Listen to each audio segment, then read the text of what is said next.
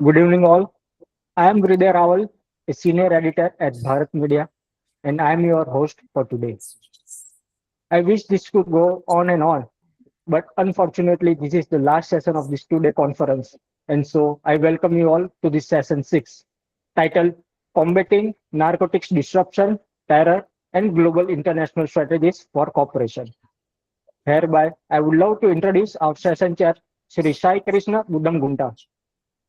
Sai Krishna is an entrepreneur and cybersecurity expert bridging government service and technology. A KVPY scholar and IIT Guwahati alumnus, he served in the Indian Revenue Service 2011 batch as a cybersecurity specialist, including at the National Critical Information Infrastructure Protection Center and as a Joint Commissioner of Income Tax. He subsequently founded Saptang Labs, Pinaca Labs, and DeepSite Intelligence ventures focused on machine learning, dark web intelligence, and AI-driven solutions for law enforcement and national security agencies. Now, I would love to introduce our speakers. So, the first speaker is Carlos L. Olivo.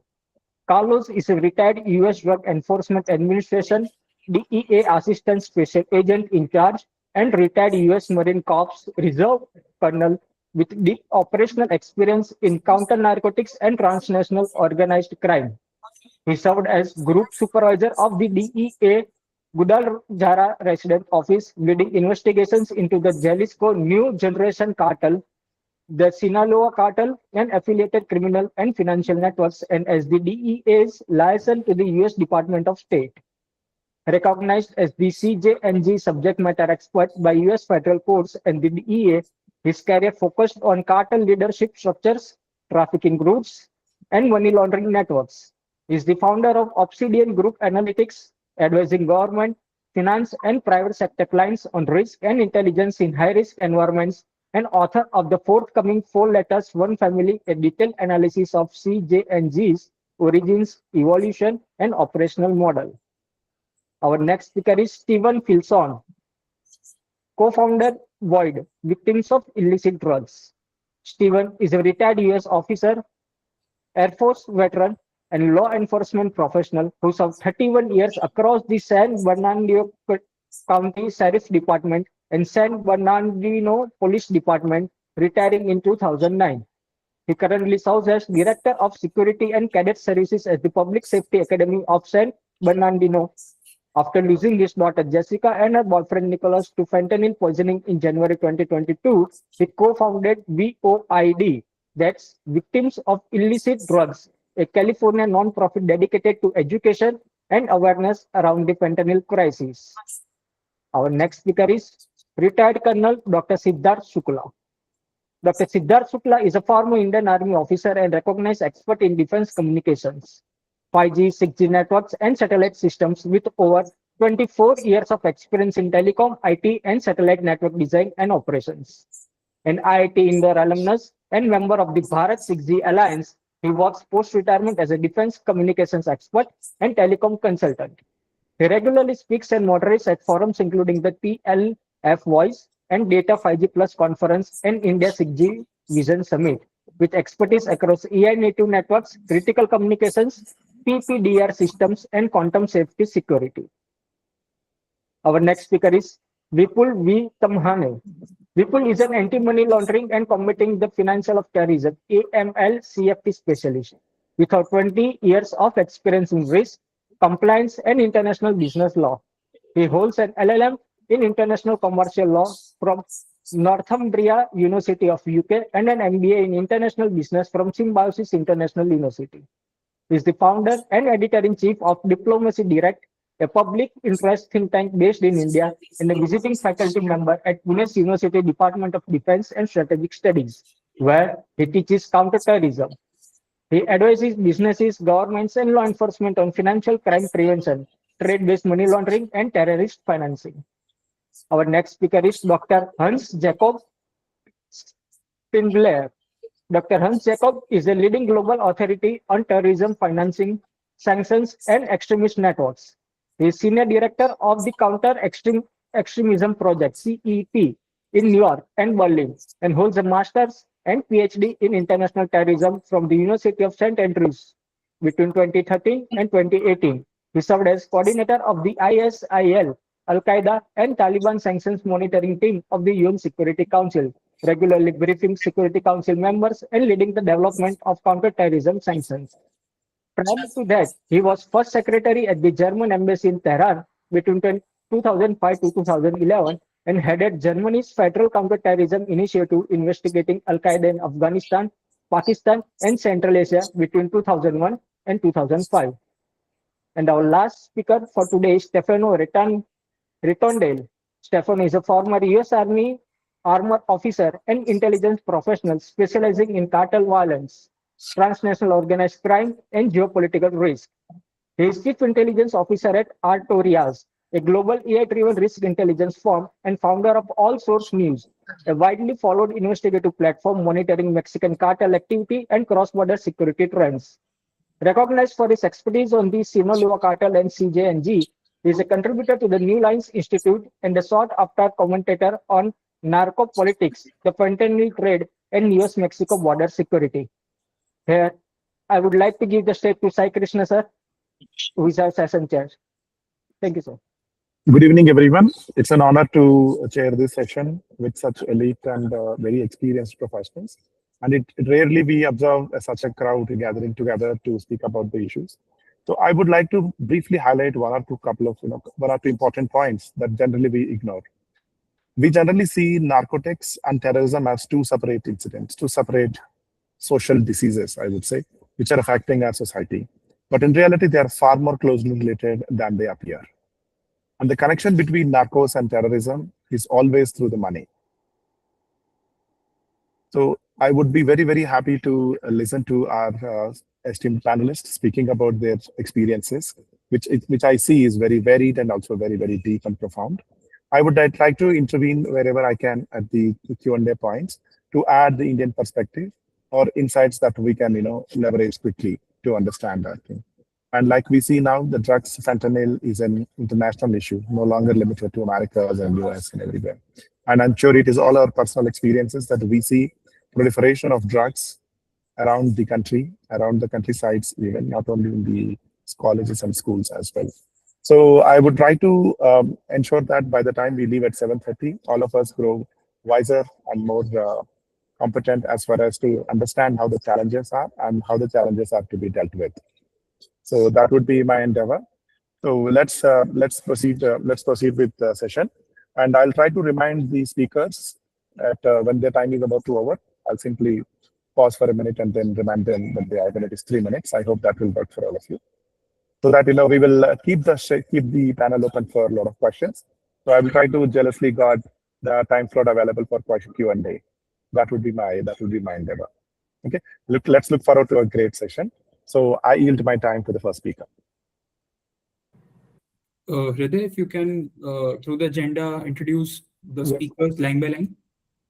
So our first speaker for today is Mr. Carlos L. Olivo. Carlos is a retired U.S. Drug Enforcement Administration DEA Assistant Special Agent in charge. I think we can only introduce the topic because we have already given the introduction. So let's stick to the topic because we have 6 speakers and we only have 2 hours. So let's. Yes, definitely. That would be great. Okay. Good morning. Everybody hear me just fine? Yes. Yes, Carlos, we can, please. Okay. Good morning. It's an honor here for us to be for me to be here and to be part of this. I want to thank the people from Derek and from Avalon Intelligence for bringing us all together and for giving us a chance to speak and give give a little bit of our insight and our experience to this forum.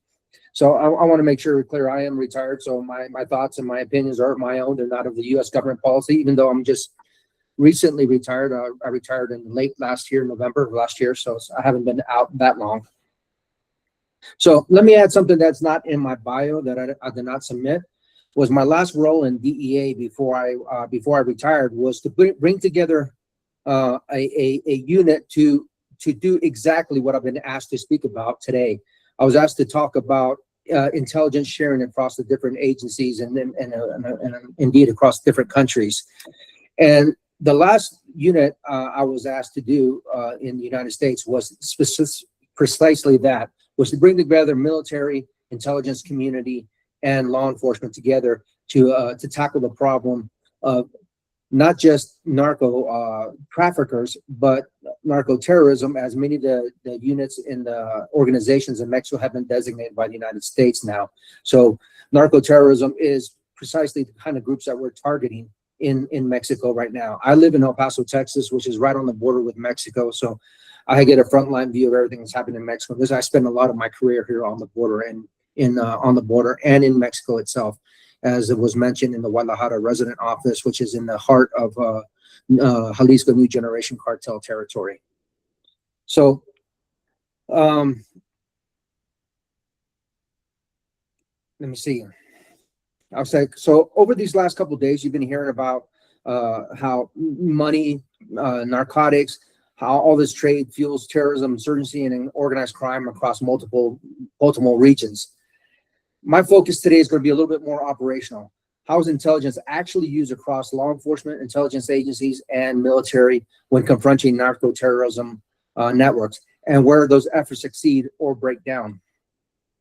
The same network can look very different depending on who's looking at it.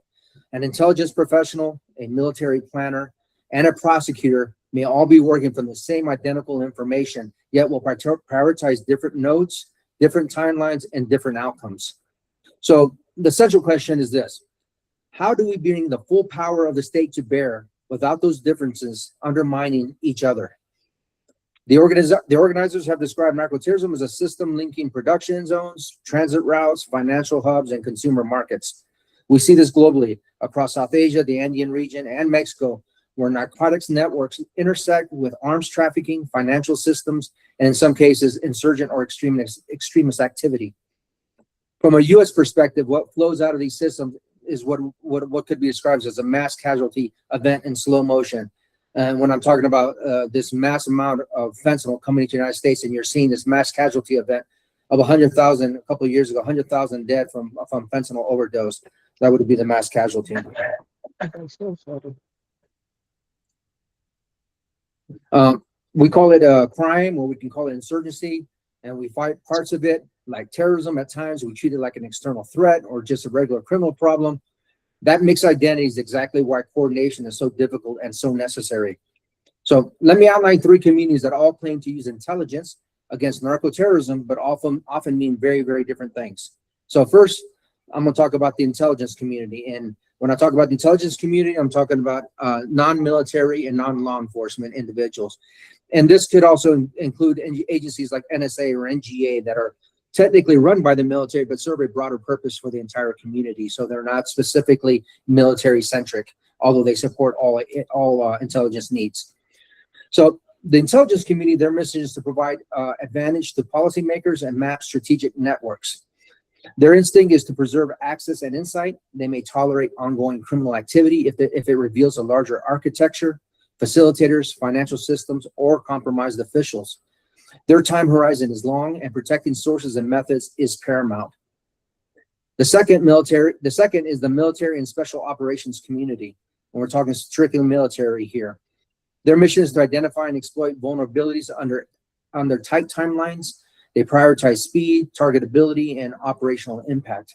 For them, intelligence is perishable. If tracking a route or logistics node is exposed, it becomes a candidate for immediate action, even act and risk exposing sensitive collection. And the third one is law enforcement.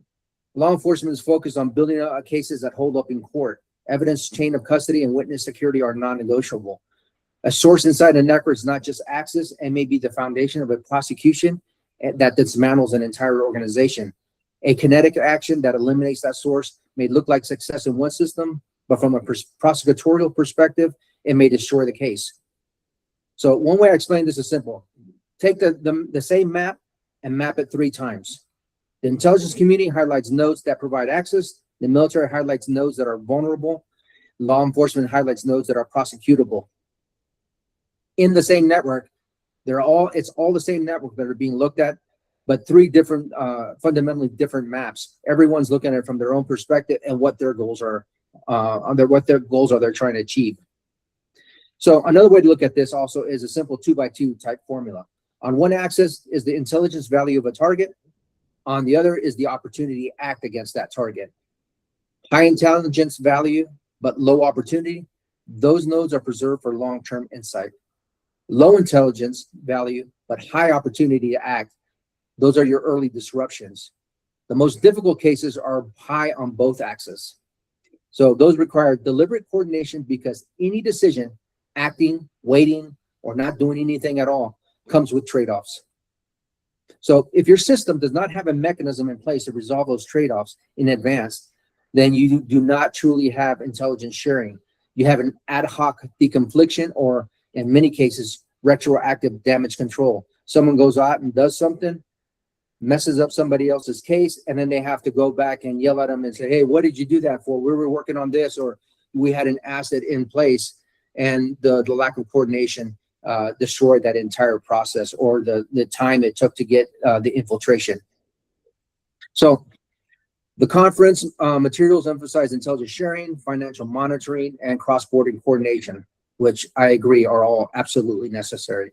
But we need to be precise about what collaboration actually means when these three different priorities diverge from one another.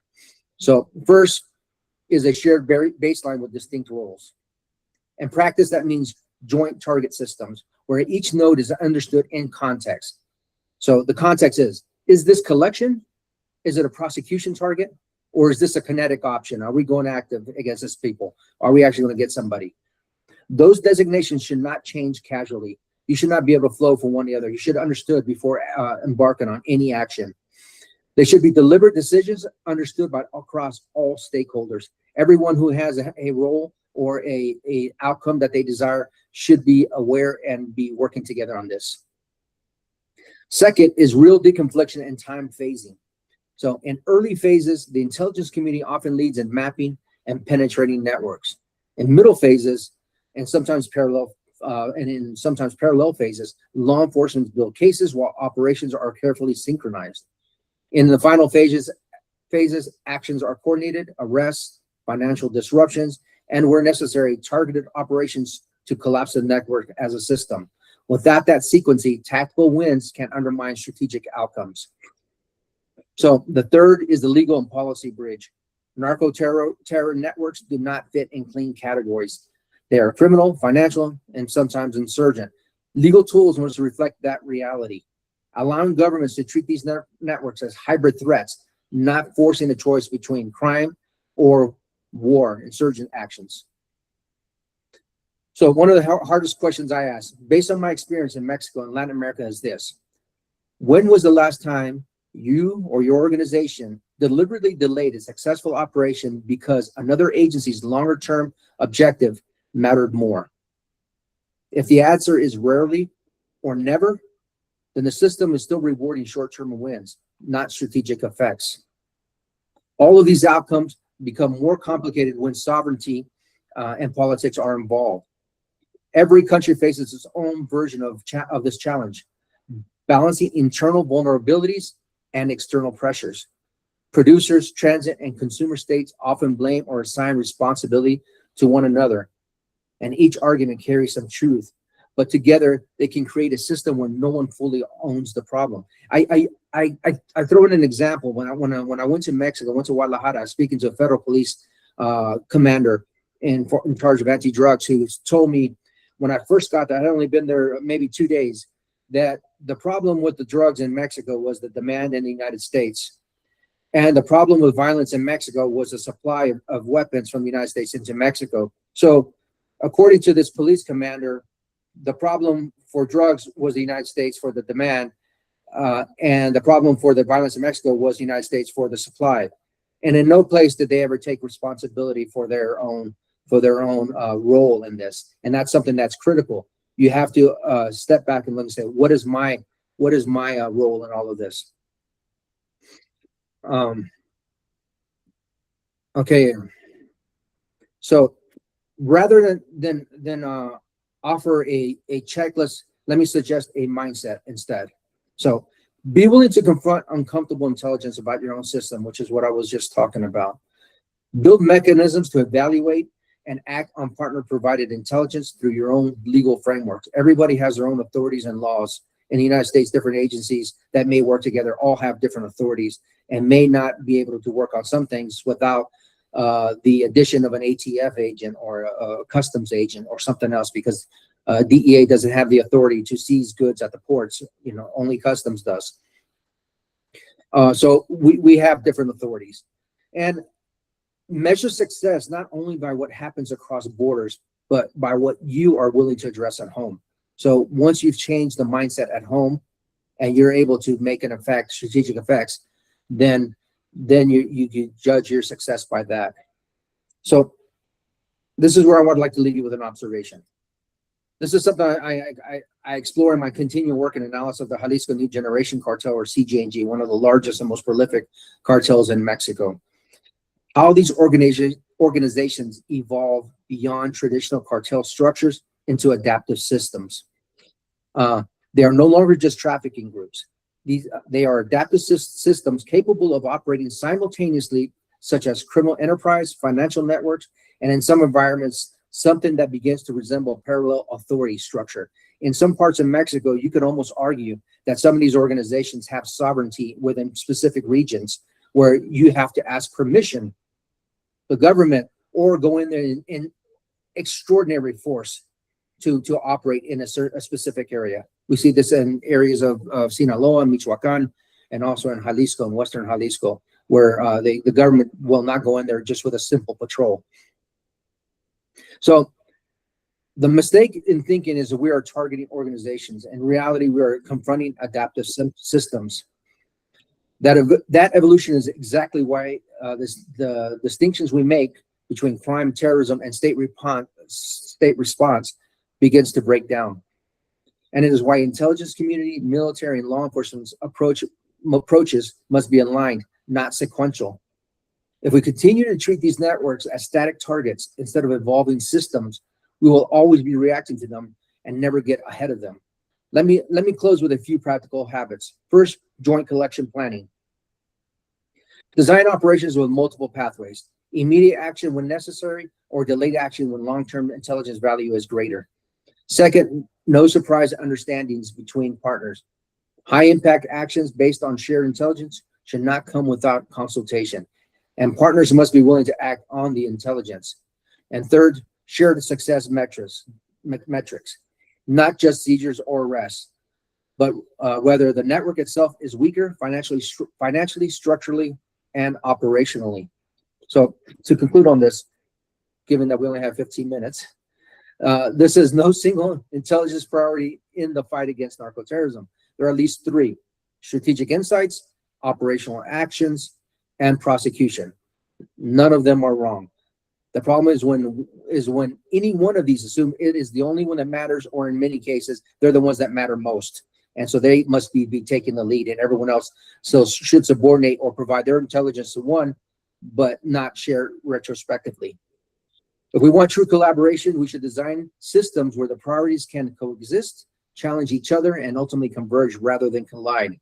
So let me leave you with, right at the very end, let me leave you with three questions. Who truly owns the narco-terror problem in your system, and who has been kept at the margins? What is the last operation you delayed or canceled because another agency's long-term objective mattered more? And if a partner, meaning a foreign country or another agency, brought you intelligence exposing vulnerabilities inside your system, do you have a mechanism to act on it, or only reflexively just reject it because it's coming from someone else? If we can answer these questions honestly, then everything we discuss is intelligence sharing, financial tools, and international cooperation. All of this has a foundation. If we can answer those questions,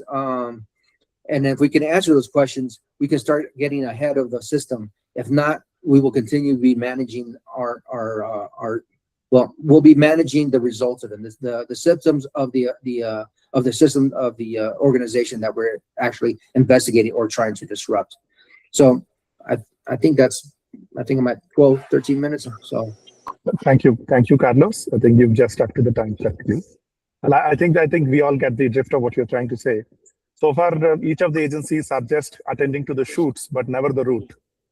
And all of them know a little bit about the route, but none of them share what they know. So I think, but I think that, Yeah, I think the framework that you're thinking about, I think, would be of great relevance. On those three questions will actually, I think, help all the agencies in align their objectives together. But I would also request you to kindly maybe a question during the question time, think about how all of us now who are outside the system can work in bridging the gap between these different agencies, the law enforcement, intelligence, and defense establishment, all of them. We can also play an independent role in bringing them together and put light on the ideological networks, not only the operational networks, not only the logistical networks. So that work can be done sitting outside. So maybe something like that would be great. Great to hear from you during the Q&A session. Over to you, Hriday. So, yeah, Please, Carlos. Please, yeah, I was you just have a going comment. to, Please. but like I said, the organization that was tasked to lead right before I retired uh, uh, was a synthesis of military, law enforcement, and intelligence community. Within my spaces, I had Army intelligence at the federal level. You'll see in many operational units throughout the country, you'll have state National Guard. We're sitting with DEA or FBI because of the different authorities. A federal authority versus a state authority. A federal authority cannot do law enforcement in the United States, but state authorities can. But the federal authorities have a lot more tools available to them for investigating, and this is because of the laws that we have. So I sat in a unit where I actually had federal authority, military intelligence sitting with me. I also had intelligence community, and then I also had FBI. So we had to find a way to bridge that gap between what intelligence do we have that can be disrupted or acted upon immediately. And in some cases, I had to pass the information to our office in Mexico so the Mexicans could go after it. And then hopefully something would develop with that, because we didn't have a prosecution strategy that would disrupt this operation in the near term. And they still were pumping tons of fentanyl into the United States. So we had to put a stop to the immediate problem. So that was one example where we had to just take all of our intelligence and give it to a foreign country for that disruption that we're looking for. It's not easy, especially when you're dealing with the different authorities and different priorities, to bring all those together for a joint type objective. Thank So you, the Carlos. next so the next speaker will be Vipul Tamhane. Vipul will be speaking on the topic strengthening global anti-money laundering and combating financing of terrorism mechanisms to counter narco-terrorism. The stage is all yours, Vipul.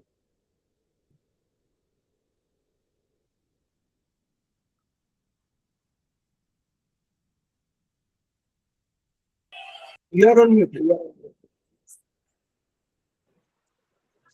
Thanks, Hriday. Uh, at the onset, my sincere thanks to Harjit Sandhu sir, uh, Yashash ji, and the team at Alon Intelligence and Indic Resources Forum to invite me to speak on the topic of my passion amongst the distinguished delegates. Uh, I want to begin with a provocation, actually, right? So we speak of money laundering and terror financing as a procedural problem and track the transactions, seize the asset, plug the gaps. But I want to argue today that this framing is precisely why we are losing, right? So what we face is not a financing challenge, it's a civilizational challenge.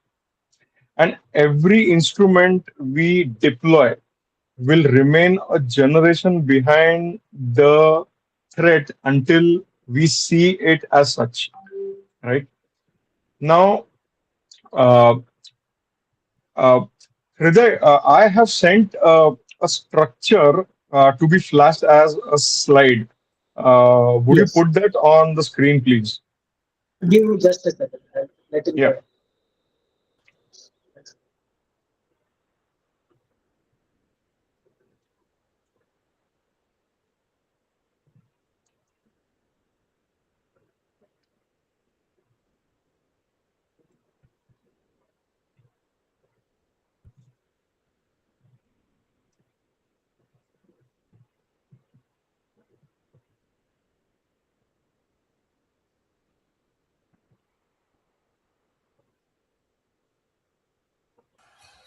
Hello. So while that comes up, maybe I think I can also help our friends from abroad understand how narcotics is dealt with in India. We have a central agency called Narcotics Control Bureau, and we have state agencies, state police agencies, and also we have specialized anti-narcotics units within the state police.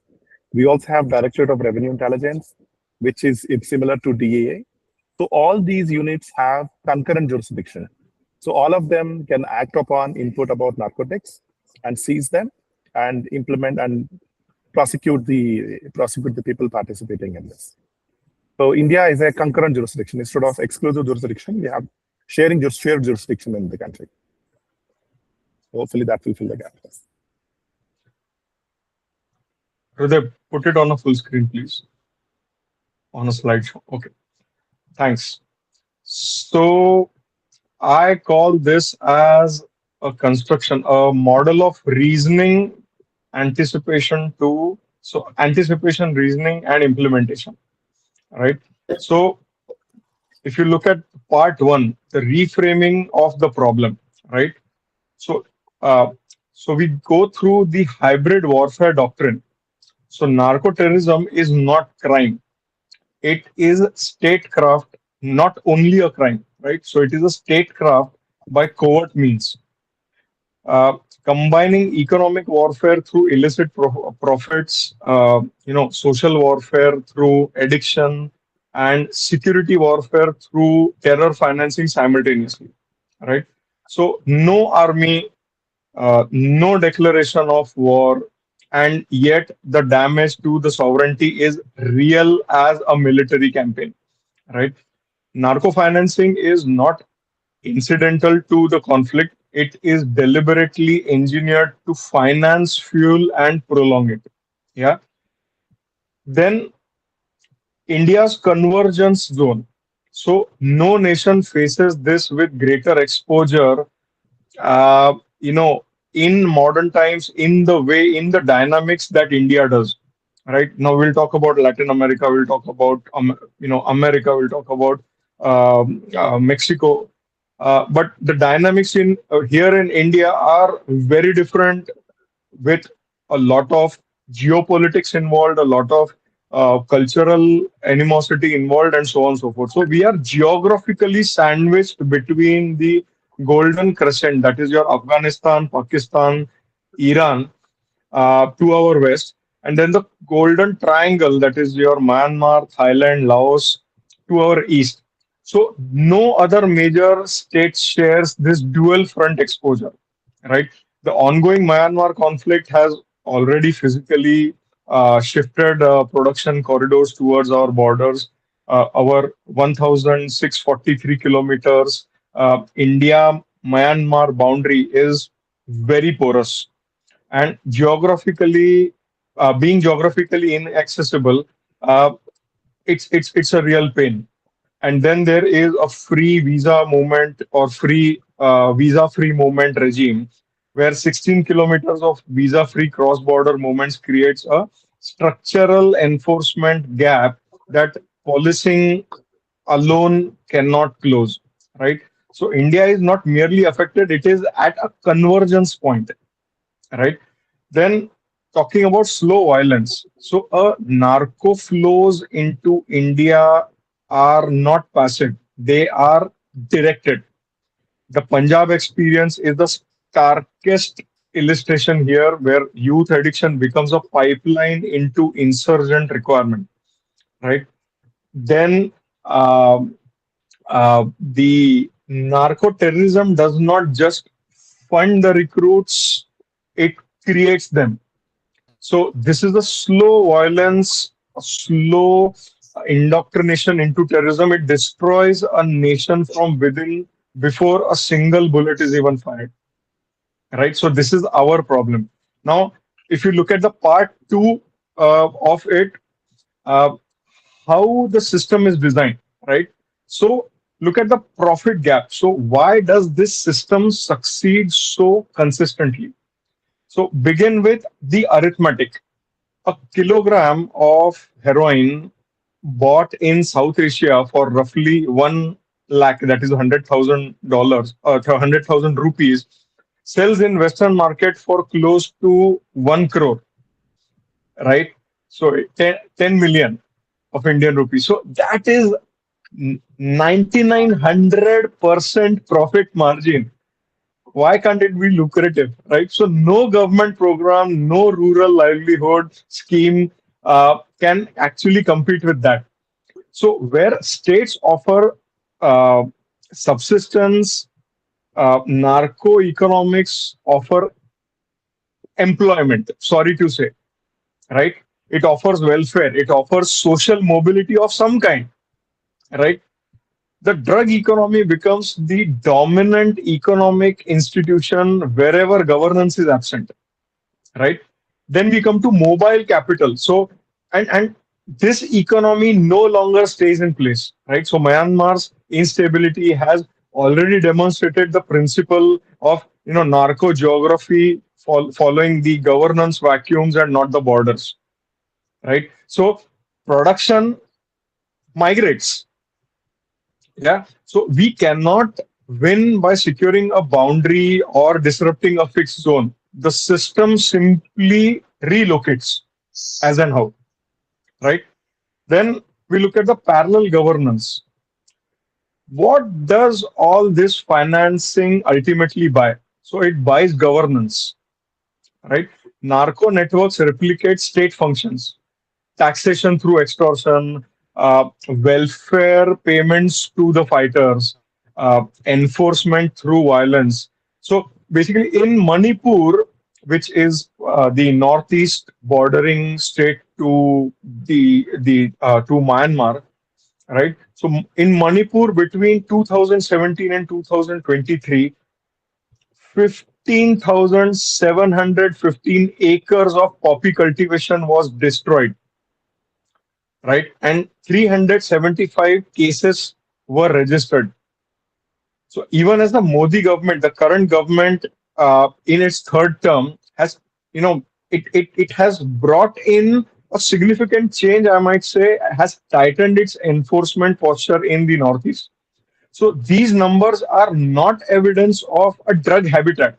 They are evidence of an embedded parallel economy with its own political logic, though it's on a downturn with a lot of efforts for almost 15 years now, right? Then we come to the synthetic revolution. So this has been radically accelerated by the synthetic narcotics. The methamphetamines and fentanyl require no farms, no geography, right? So small urban laboratories, I think everybody has seen Breaking Bad, right?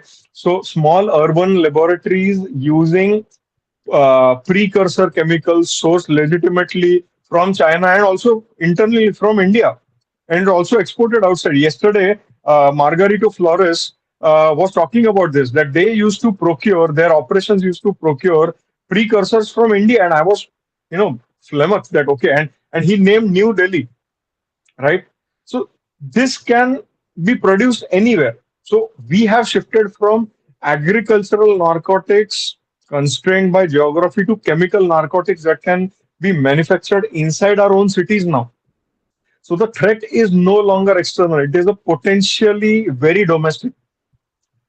Then in part two, I would like to take you to my last point, that is the free market of terrorism, right? So the terror financing has decentralized to match, right? Cartels, freelancers, and non-state actors now transact in an open ecosystem. Crypto payments for precursor chemicals uh, is is very prevalent. Hawala commissions are as high as 20%, right? Fragmented networks where anyone can plug and play, can extract value and then exit. So basically, it's a free enterprise. So terrorism is no longer solely a state-sponsored thing. It is market-enabled, a narco-terrorism, right? Now come to part three. So why are we losing, right? So anti-money laundering's architecture failure, right? Our counter financing frameworks are designed to track money, but narco-terrorism increasingly operates through value in kind.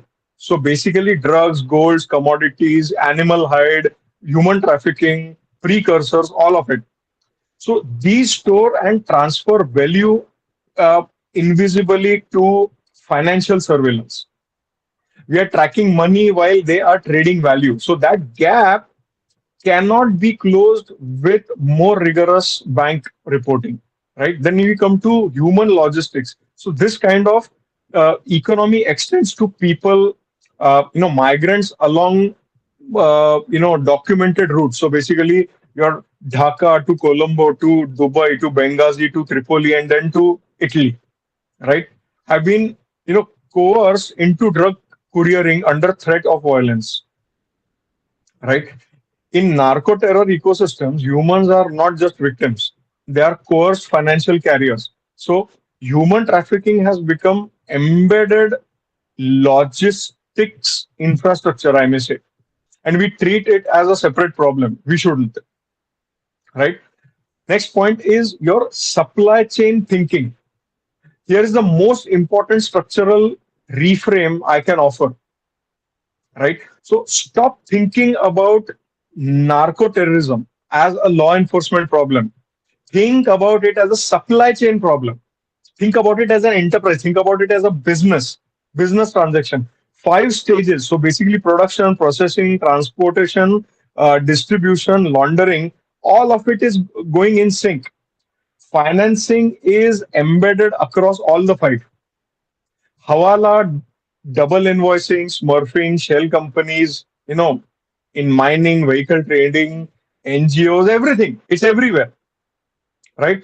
Routing through India, UAE, Venezuela, you name it. And there are different routes, often through Hezbollah link channels or often through ISI link channels, right? Everybody is everywhere. It's a business, right?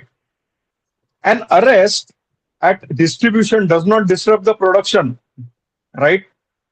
A seizure does not drain the laundering network. We need supply chain disruption, not node by node policing, right? That brings me to the next point, the maritime blind spot. The large single vulnerability is the one we have essentially surrendered to, right?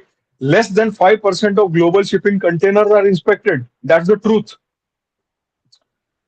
Narco submarines operate in protected waters, and documented trafficking corridors run from Karachi to the Indian coastline and through the Andaman Nicobar Islands. So the global economy has inadvertently become the logistics backbone of narco terrorism. What are we doing? Right? So uh, and again, it changes all the time. Like Carlos rightly said some time back, intelligence is perishable. It is there today, it is irrelevant tomorrow. That brings me to the next point, innovation asymmetry. Cartels innovate like startups, right? States regulate like bureaucracies. So traffickers moved from the camel-based desert smuggling in the Thar Desert, where the animal was fed salt, 3-5 kgs of salt to stay thirsty, then drink a lot of water up to the brim, and then, they used to wait for, they used to do an asphalt test where the asphalt is melting. They used to let the camels go because the border security forces would retreat in that kind of heat, but the camels withstand that kind of heat, right? So basically, it's all exploiting the terrain with the border patrol simply cannot operate. To drones, narco submarines, crypto procurements. So they integrate terrain, biology, technology faster than regulatory framework can ever do. That brings me to the demand side blindness, right? Vipulji, kindly request you to summarize quickly, please. Yes, give me 5 minutes more to complete my model. Okay. Yeah. Then I talk about demand blindness, where we are talking about a cultural change and the youth looking at uh, consuming it. So basically, counter narcotics is going down the drain. So the consumer in Mumbai, say in Mumbai apartment, unknowingly is a contributor to financing of ecosystem that funds the insurgency, right? And then I can talk about the state complicity and the blowback risk. I can talk about the fragmented intelligence in the part four, the way forward, which takes care of the loop. The narco-terrorism actually is not the problem. The cycle is, right? So the drugs generate money, money buys weapons, weapons create instability, and that will go on. And the next and the final point is the kind of economy. So within narco terror ecosystems, drugs are not merely a product, they are payment for violence, right? So stone pelting in Kashmir, local disruption. So they are a barter within the network, right? India has taken significant steps. So NDPS Act, the PMLA multi-agency coordination, right? So 4,800 crore worth of drugs were destroyed as recently declared by the Home Ministry, right? And that's a big win, right? But still, we are not lacking in enforcement effort. We are lacking in the systems thinking. So just before going, I would say the shift required is from the finance centric model to a value ecosystem disruption model, right?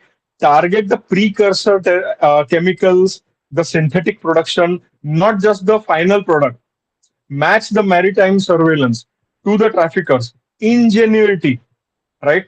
So all of this. So the challenge before us is not to trace the money or prosecute the financiers. It is to dismantle and deeply integrate global ecosystem instability, right? So the time to close this gap will be inbuilt in the doctrine. We have Prahar that is out just very recently, which is our India's own counterterrorism doctrine, and the regulation and all the political will has to be there, which is there now, and is not after the next attack. We are there to curb and contain everything as much as possible. Yeah, Jai Hind.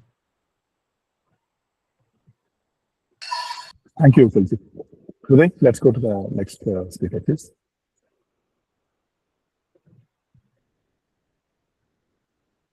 Uday, you are muted. Uday, you are muted. So sorry about that. Our next speaker is Mr.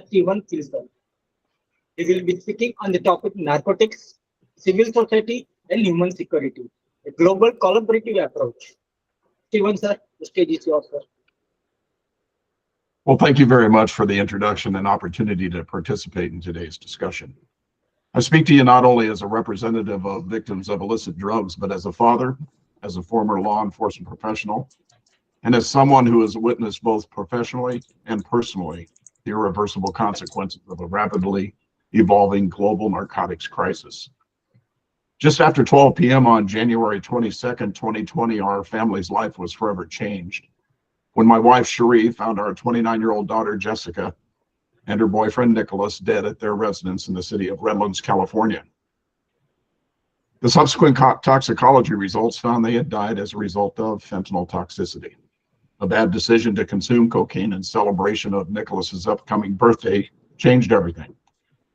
Cocaine in and of itself didn't kill him, but for fentanyl, they'd still be with us. And what was fentanyl?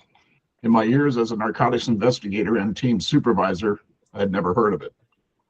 Compounding the problem was that deaths of this nature are typically viewed as an overdose, a sad consequence in the world of illicit and recreational drug use.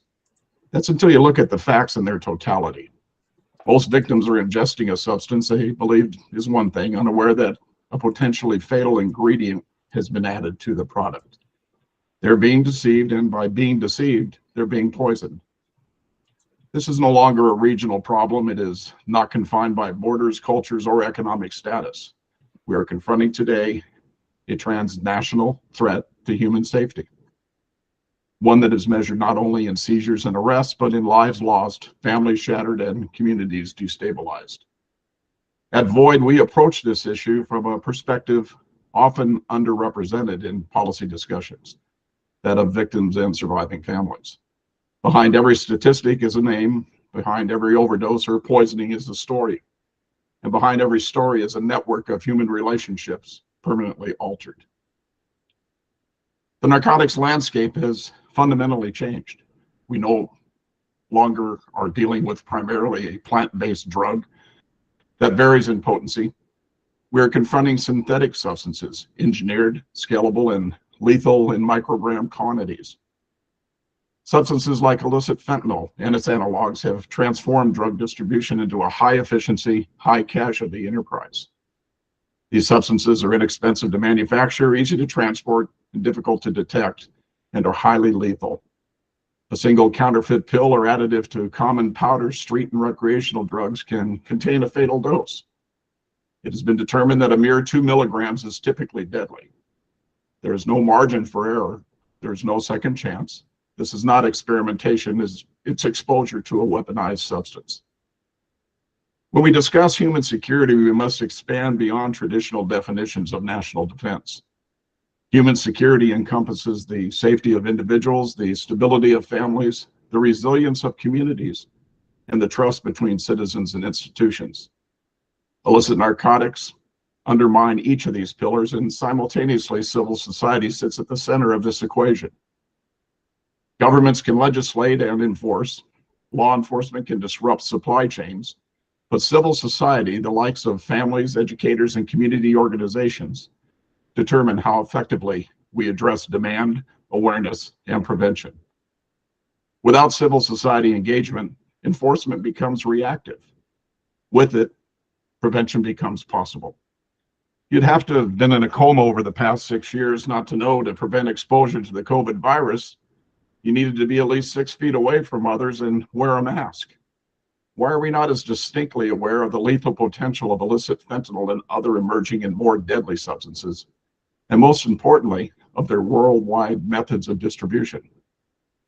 Historically, responses to narcotics have been fragmented.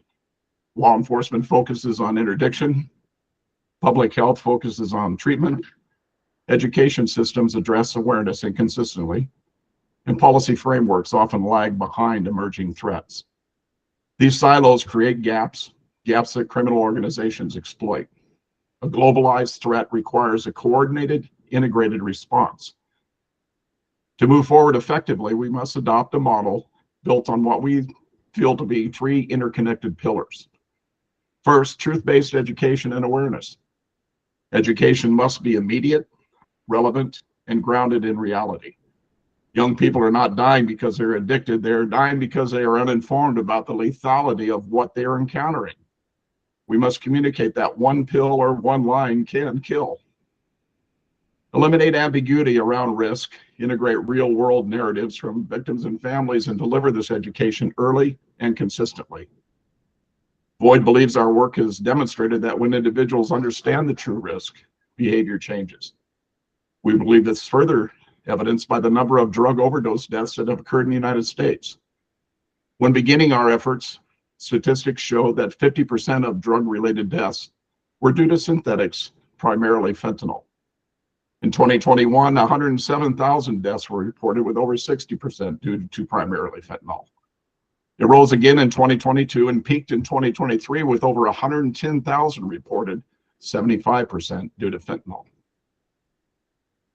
In 2024, according to the CDC, we experienced an approximate 27% reduction in reported deaths, now 83,000, but still with 70% of the result of illicit fentanyl. Why the dramatic reduction? The reduction in fentanyl-related deaths would seem to reflect a convergence of interventions. While education and awareness programs have played a meaningful role, particularly in reducing youth exposure and improving community response, the magnitude of the decline is more directly tied to naloxone saturation and disruptions in the illicit fentanyl supply. Importantly, the downward trend continues into 2025, though at a slower pace, somewhere around 21%, underscoring that progress remains fragile and dependent upon sustained multi-layered strategies. But for fentanyl, we'd still have issues with a number of people succumbing to drug-related deaths. But if we remove fentanyl, its analogs, and other emerging synthetics from the equation, the experience dramatically changes. Second, strategic law enforcement integration. Enforcement remains essential, but it must be precise and intelligence-driven. This includes targeting distribution networks rather than solely end users, enhancing international cooperation across jurisdictions, leveraging data systems to identify emerging patterns, and supporting prosecutorial frameworks that reflect the lethality of these substances. But we cannot ignore the critical truth. Fentanyl is not just a public health crisis, it's a business. Every counterfeit pill, every gram sold, every life lost is tied to a financial transaction that fuels and sustains these networks. If the money flows freely, the supply will continue. The same urgency we bring to saving lives must be applied to following the money, disrupting laundering networks, targeting financial facilitators, and holding accountable those who profit behind the scenes. This means strengthening financial investigations, leveraging intelligence across jurisdictions, and recognizing that dismantling the economics of this trade is just as essential as intercepting the drugs themselves. If we fail to cut off the monetary head of the snake, which we know to be the financial lifeblood of these organizations, we are not confronting the crisis. We're only reacting to its consequences. It must operate in parallel with prevention. Former DEA Chief of Operations Ray Donovan, in a recently published article, validates this, stating in part, "What's next will be decided by our ability to outpace an adversary that operates with the agility of a multinational corporation. Doing our part requires a fundamental shift. We must treat illicit finance and narcotics pipelines with the same strategic urgency as a physical border breach. We cannot afford to work in silos with our enemies operating as a unified front. It's time to bridge the gap between private sector data and public sector action to strengthen our defenses on both ends." And lastly, civil society mobilization is most critical and often the most underutilized component. Civil society must normalize conversations about drug lethality, support families in prevention and recovery, partner with schools and community organizations, and advocate for accurate public messaging. Families who have experienced loss are not just victims, they are powerful agents of change. Their voices carry credibility that typically accepted institutions often cannot replicate. As to the role of international collaboration, the narcotics trade is inherently global. Manufacturing, distribution, and consumption often occur across multiple continents. As such, no single country can address this issue in isolation. Intelligence sharing must be enhanced, best practices in education and prevention must be exchanged, and policy alignment must be pursued where feasible. Forums such as this are not symbolic, they're essential operational necessity. They provide a platform to align strategies, share data, and develop unified responses. The discussion must be grounded in the human reality that drives this work. The loss of a child to a counterfeit pill or tainted powder narcotic is not a public policy issue. When it happens, it is a moment of irreversible devastation. There's no preparation for that moment when it occurs. There is no recovery from it in the traditional sense. What remains is a choice: to retreat into grief or transform that grief into purpose. For too long, our response to illicit fentanyl has been shaped by caution, careful language, competing priorities, and a reluctance to say things too bluntly for fear of getting it wrong. Public health agencies have worked to avoid stigma. Policymakers have tried to remain measured, and past mistakes in drug education have made everyone wary of sounding alarmist. We must once and for all understand that in determining that illicit fentanyl has forever changed the landscape of illicit and recreational drug usage, we also must change our behaviors. We must acknowledge that the area of experimentation has ended. Nancy Reagan in 1982, when responding to a child's question on what to do if someone offered them a drug, informally coined the phrase, "Just say no." Many ridiculed it as oversimplistic, childish, and unrealistic, but it stuck. I see it as unintentionally prophetic. Little did she know that just over 30 years later, illicit fentanyl would appear and establish a need for reinvigorated behavioral standards. This is not a distant or theoretical issue. It is a personal, immediate, and unforgiving. Families are not losing loved ones because of prolonged addiction or reckless behavior. Many are losing them in a single decision that should not carry a death sentence. Fentanyl does not offer second chances. It does not negotiate. And our message must finally reflect that reality with honesty and humanity. At Void, we have a chosen purpose. We work to ensure that other families do not endure what ours has. That mission is not theoretical, it is urgent and ongoing. We owe it to those we have lost and to those we can still save. To speak plainly, that any pill not prescribed directly to you could be and is most likely a counterfeit. And with other substances, criminal organizations are constantly modifying their methods of distribution to fit the market. But in that effort to be precise, something critical has been lost: clarity. While systems debated tone and terminology, fentanyl continued to evolve, quietly infiltrating communities. At the center of this crisis is a difficult truth we cannot ignore. The reason these drugs exist to evolve and to spread is there's demand for them. Cartels and criminal networks don't operate by chance, they operate because there's a market. Every pill produced, every shipment moved, every life lost is tied to that demand. If that demand did not exist, these organizations would have no reason to exist at the scale we see today. That is not an abstract policy point, it is a human one. It means that behind every global machinery of drug trafficking are individuals, often struggling, often hurting, whose unmet needs are sustaining a system that ultimately destroys, including their own. So if we are serious about changing the outcome, we must be also serious about addressing the demand side of the problem. And that begins with how we view and treat substance use. This is not simply a matter of bad choices or lack of willpower. For many, it is a medical condition, complex, chronic, and deeply tied to trauma, mental health, and environment. We cannot educate our way out of this alone, any more than we can arrest our way out of it either.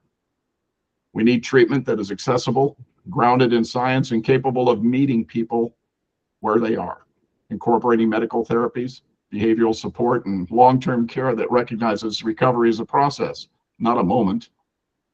And there's a question many hesitate to ask directly: what about mandated treatment? Can it work? The evidence suggests that under the right conditions, it can. Programs like drug courts and structured diversion efforts have shown that when individuals are required to engage in treatment, paired with oversight, support, and accountability, lives can change.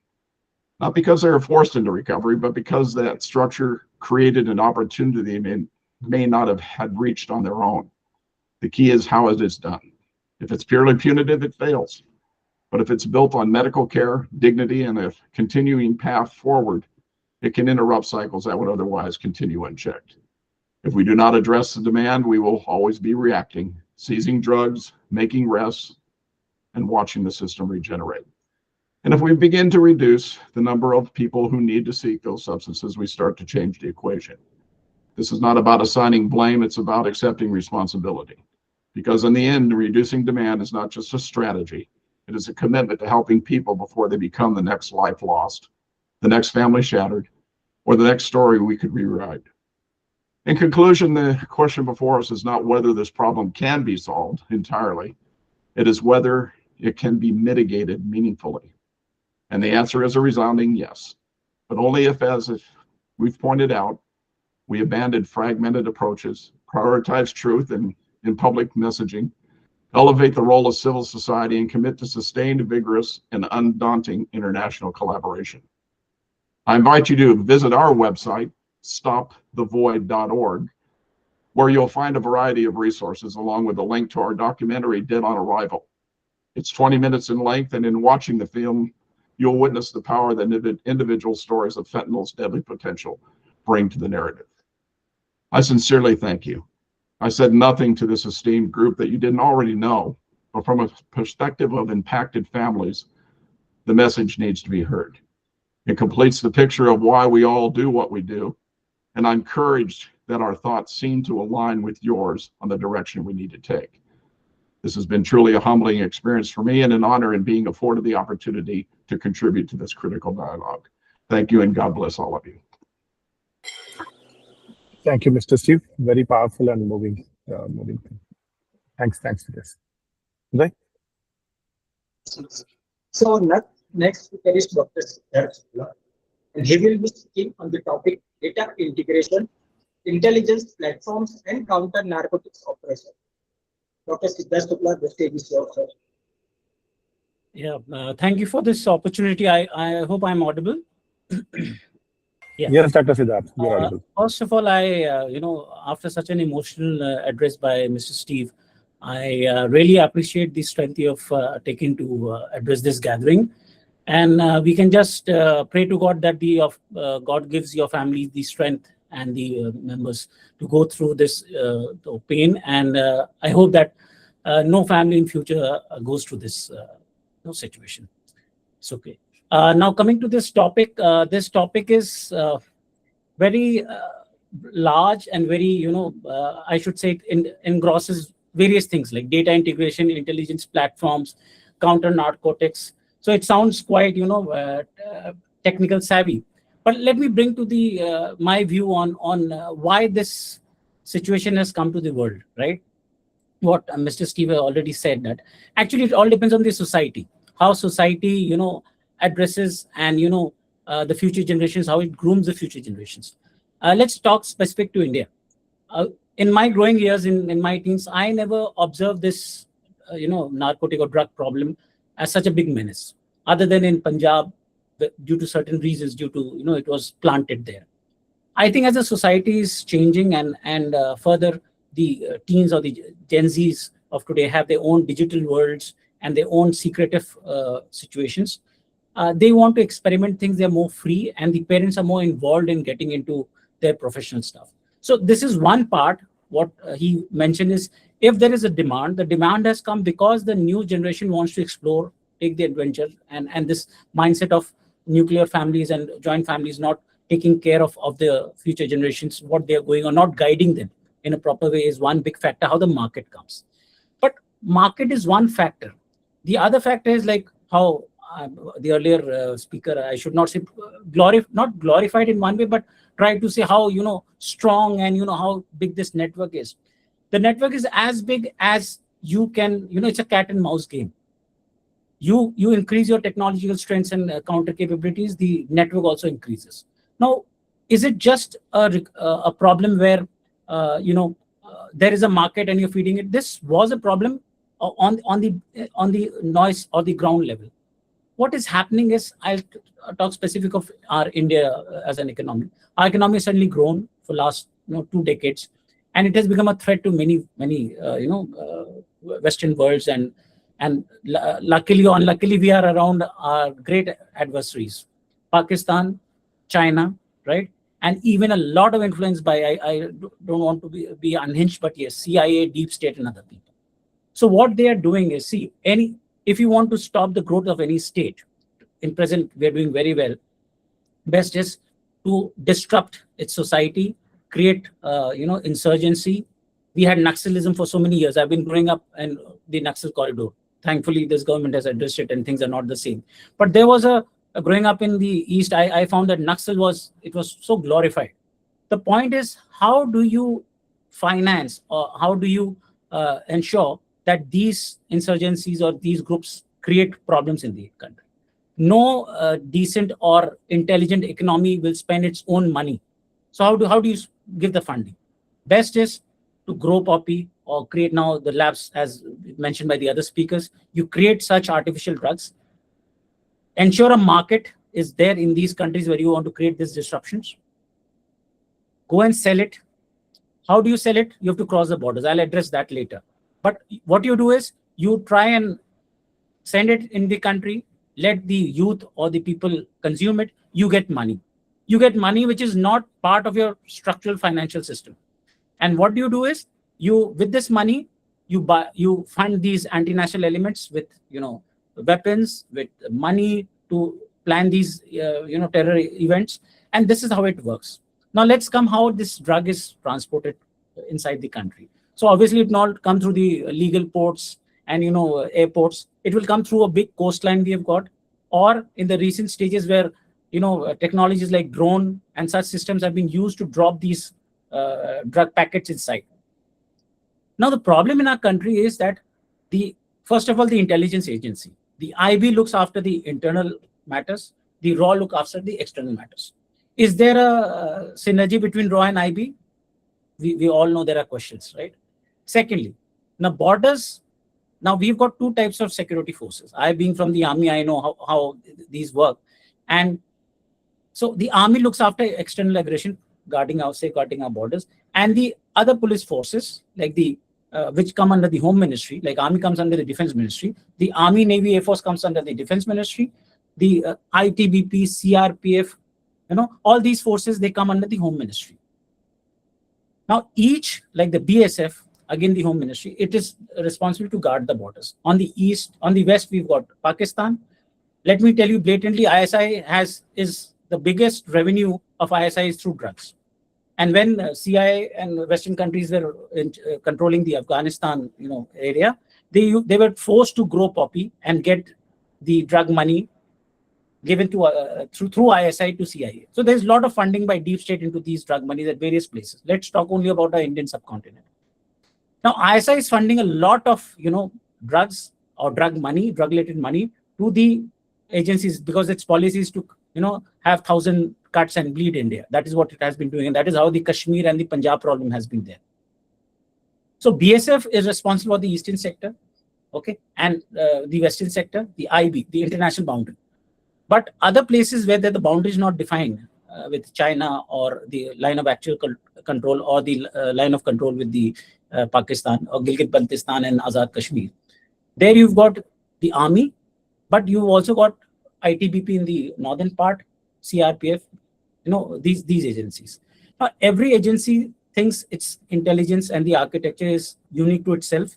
Like if I tell you, when we had a joint operation between Army, Navy and Air Force, it was quite difficult to integrate our own networks, I being from a telecom network and IT network point of view, to have a seamless integrated joint network. Now you see the problem. The security agencies which are guarding the borders, through which and further the Navy, and then the Marine, Coast Guard. So point is, every security organization thinks that we have the best network, and the network is designed only till the organization. Now, if we want from Karachi or the ISI sent a boat to some remote, coastline of India, so the Coast Guard is involved. The Indian Navy may be involved, because it is primary job is not to see such small boats transferring drug and such issues. The Coast Guard has some intelligence. The IB has some intelligence, right? Maybe the RAW is getting some intelligence. Who is integrating this intelligence? This cannot be done at the PMO or the central government agencies. The intelligence agencies have to share the intelligence. So if I say of this point that, first of all, there has to be some data integration. The point is that in intelligence, if it is there and if it happens, you react after some time, that intelligence has no value. It is a dumb intelligence. So the point is, if you're getting an intelligence from some agency, it has to be collated, it has to be analyzed, and an action has to be taken before this event is happening. So do we need unified databases? Yes, we do. The problem is that not within the tri-services, when I say Army, Navy, Air Force, we do not have a unified database.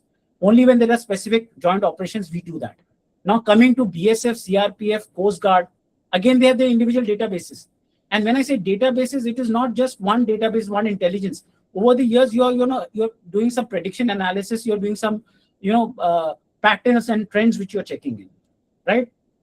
Now, the next point, even if there is some synergy between this intelligence, who is going to take action?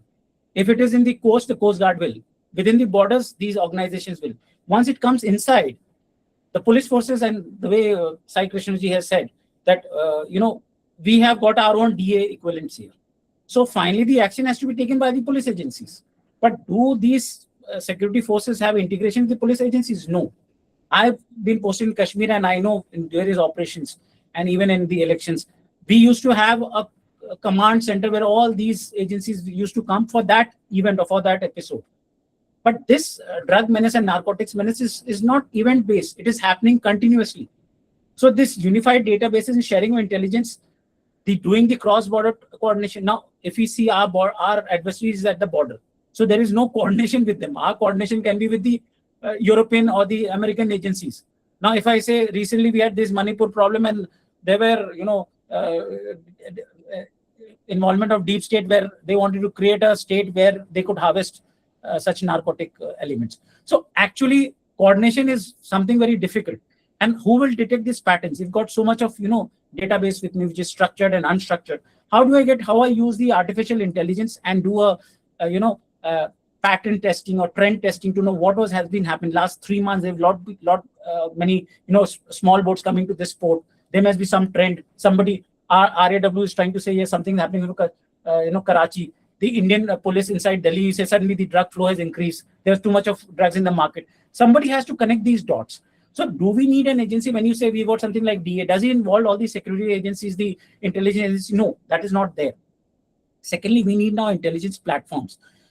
I can say that, predictive policing and further like geospatial analysis. We have these satellite networks. We've got satellite imageries. We do so many things like monitoring of these boats. But we do for specific, operations, specific, say, if it is for the defense force, it is to guard our enemies, guard our borders. But does it take effect into ensuring that narcotics doesn't enter our country? So first of all, having a market, which is again a problem of the society. Second is whether this drugs comes to inside our territory. And once it comes or before it comes, we have to stop it. But once it comes, how to inform the police agencies to stop it or, seize it and burn it, the examples which have been given by the earlier speakers. There's a lot of, when I say intelligence, when in my experience in Kashmir, we used to do this signal intelligence and we used to monitor these terrorists. We're actually planning to go into these operations. So we used to have this open source intelligence, we used to have this human intelligence, we used to have this signal intelligence, we used to monitor phones. But do we do that specifically for specific terrorists? So we have specific narcotic cartels. I don't know whether we do it. In my knowledge, we don't. So the point is we have to holistically get into this integration of these digital platforms, decision intelligence platforms. The way we fight a war, in the same way we have to integrate these different organizations and different institutions to create a database, use AI platforms, use these geospatial satellite and other imageries, drone imageries, and then get into the counter-narcotic operations. The counter-narcotic operations will be done by the police forces, maybe within the borders, those are security agencies. So how to stop this supply chain disruption is by all these effects. If there is a deterrent, these narcotic smuggling agencies will obviously avoid India as a country. It will know that their borders are too strong or their intelligence agencies networks are too strong. First of all, we have to create this network. Secondly, what I feel my earlier speaker said, that the society has to ensure that the consumption and the awareness about these drugs and their effects on our body with these deaths, unintentional deaths, should be stopped. Hence, this is a big problem, and technology can bridge into a lot of factors by the telecom networks, the satellite networks, our AI platforms. But the coordination and synergy has to be there, and we have to understand that there is a problem. There are Western countries who are financing these drugs into our country to earn money and fund these terror organizations. So I think the time is limited. I can, in other questions, I can give my experiences, but to speak on this topic, I think this was the background. Thank you so much. Thank you, Dr. Sidharth. Thanks a lot. Right? Let's, we are in charge, we are running little late, so let's go to the next speaker. So our next speaker will be Stefano Ritandel. He will be speaking on the topic data integration, intelligence platforms, and US counter-narcotics and counter-terror operations. Stefano, sir, the stage is yours, sir. Hello, good morning, everybody. Thank you again for having me. This is a great other conversation from yesterday. And now we talked about yesterday how cartels operate internationally. Now the question is, how does the United States respond to this from either an intelligence perspective and a counter-narcotic perspective, and the ways that we can look forward? I think your previous speaker really highlighted key aspects that we need to do when we're analyzing the Mexican cartel problem sets, specifically from a U.S. perspective. And number one, the U.S. is with the new, the second Trump administration, and the refocus and reprioritization of the Western Hemisphere from a U.S. national security and defense strategy, clearly is putting a lot more resources in tracking and dismantling drug trafficking organizations, gangs, and criminal groups and cartels. If you look at the list of designated foreign terrorist organizations, the largest increase we've seen in 2025 have been groups in the Western hemispheres that are criminal in nature and much more profit motivated rather than political motivated, right? We obviously know of the 6 Mexican cartels, which is the Sinaloa cartel, the Jalisco New Generation cartel, La Nueva Familia Michoacana, the United Cartel, the Northeast Cartel, and the Gulf Cartel. But there's other organizations that were also added, for example, the Haitian gangs or the Ecuadorian gangs, also being los Lobos y los Choneros, to name a few. And I think that highlights now what the United States is, how they're trying to view this and mirror what we kind of did in the war in Iraq and Afghanistan and the global war on terror. But much more importantly is the increased level of assets that we have in the area to kind of collect on this, right? Now the National Security Agency clearly, for example, has a higher priority for Mexican cartels, and they're going to start leveraging our SIGINT capabilities much more so than we have in the past to address it. The CIA, we've seen a lot of reporting of how the CIA's operations in Mexico and their coordination with the Mexican government and Mexican intelligence agencies are really trying to establish networks inside of Mexico, how to better idea and leverage vetted units inside of the Mexican government to conduct counter-narcotics operations on our behalf. And we've also seen an increase of U.S. intelligence platforms conducting operations over Mexico in coordination with the Mexican government, as well as the maritime route. I think we all see kind of the strikes that the U.S. has done. I think that's more of a symbolic messaging per se, and how the United States wants to highlight the threat that they perceive the narcotic trade is to the U.S. people and want to send a message to try to disrupt it. But vast majority of the operations where we see foreign governments actually seize a lot of these drug trafficking vessels in the maritime routes, both in the Pacific or Atlantic, are leveraging U.S. intelligence. And that is a key component of how the United States is operating, is the increased level of assets that are going on. So one of the aspects that I want to focus on how the United States is leveraging the counter-narcotic fight. Kinetically, we obviously talked about the strikes, but that is just small and few in between. It's not really the main effort in how the United States is trying to dismantle the cartels. What we're really seeing now is an extensive coordination with our South American allies and partner. I think the biggest area of coordination we're seeing right now is U.S. military deployments and joint operations in Ecuador, where we're seeing U.S. Special Forces with the Ecuadorian military conducting joint operations against Ecuadorian gangs. Specifically, the two main ones that are the focus are the Lobos y los Choneros. And the reason why Ecuador is very important is because it's one of the main conduits of the drug trafficking route from the Pacific up to the United States. About 70 to 80% of all drugs that get smuggled into the United States comes through the maritime Pacific route. As such, Ecuador is a prime focus of the United States to do that. The area to look at specifically also is in Mexico, because in Mexico, how we're operating is not necessarily overtly bilateral joint operations as we've seen in Ecuador, but what we have is what we call vetted units. These vetted units, the United States, the CIA, the Department of Homeland Security, for example, ICE, the U.S. military, etc., each U.S. agency basically has a vetted unit in Mexico that we train, equip, and vet to ensure that when we pass them intelligence and we fund them and we train them, it's not going to end up in the hands of being back with the cartels. And these vetted units in many aspects act as an extension of American law enforcement capabilities inside of Mexico. We're just leveraging these Mexican units to do it. And it's been a very successful model. The key success, for example, is how is the United States is the operation that killed El Mencho, the leader of the Jalisco New Generation cartel, was done by vetted units that were trained, equipped, and the intelligence that led to the capture and killing of El Mencho came from the United States. And I think that's a very successful model as well, where we don't necessarily only have to rely on U.S. military force to do it. We can leverage other groups and also specifically host nations such as Mexican military personnel to do it for us. And honestly, that is a win-win scenario from a U.S. and the host nation's perspective, specifically Mexico, because Mexico can continue to claim sovereignty, that these are operations led and done by the Mexicans. But then the United States doesn't have to commit boots on the ground and put U.S. forces at risk. And all we have to do is pass them intelligence. Now, obviously, there's always going to be risk. And a lot of times, if you talk to U.S. officials, they would always highlight kind of a frustration. And sometimes if you have to leverage the Mexicans to do kind of counter-narcotic operations. But it has already shown and demonstrated incredible levels of success. From an intelligence perspective, also, it enables deeper levels of integration within the intelligence community and our ability to start tracking and do network analysis on these groups, because not only are they a militarized force, as we highlighted, but also have a huge financial component, and they would require that coordination with other U.S. intelligence agencies, and specifically the Treasury Department to focus more because of that financial arm, which is a much more important role for these cartels and criminal organizations than, let's say, terrorist organizations that are more politically motivated, or Al Qaeda and those types of aspects, where the money is really just being leveraged and used to achieve an objective. When the cartels, the money is the objective. And so there, the US obviously is going to have much more influence and say from a financial intelligence such as Filson under the US Treasury Department is going to play a much more important role in the joint interagency intelligence operations in the cartels. From an open source intelligence perspective, I would agree that I think the cartel aspect, the OSINT, is fairly new.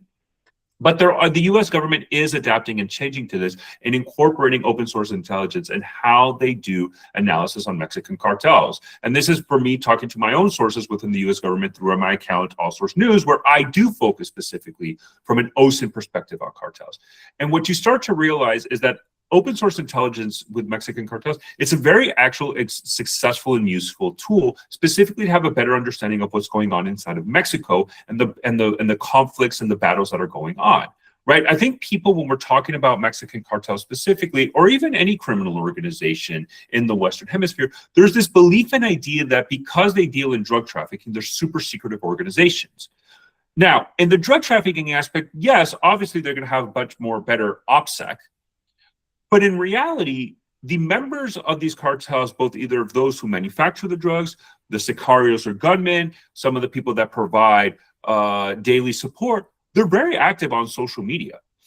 And they post a lot of information online that is actually very valuable for you to understand. And that's where the power of OSINT really comes into.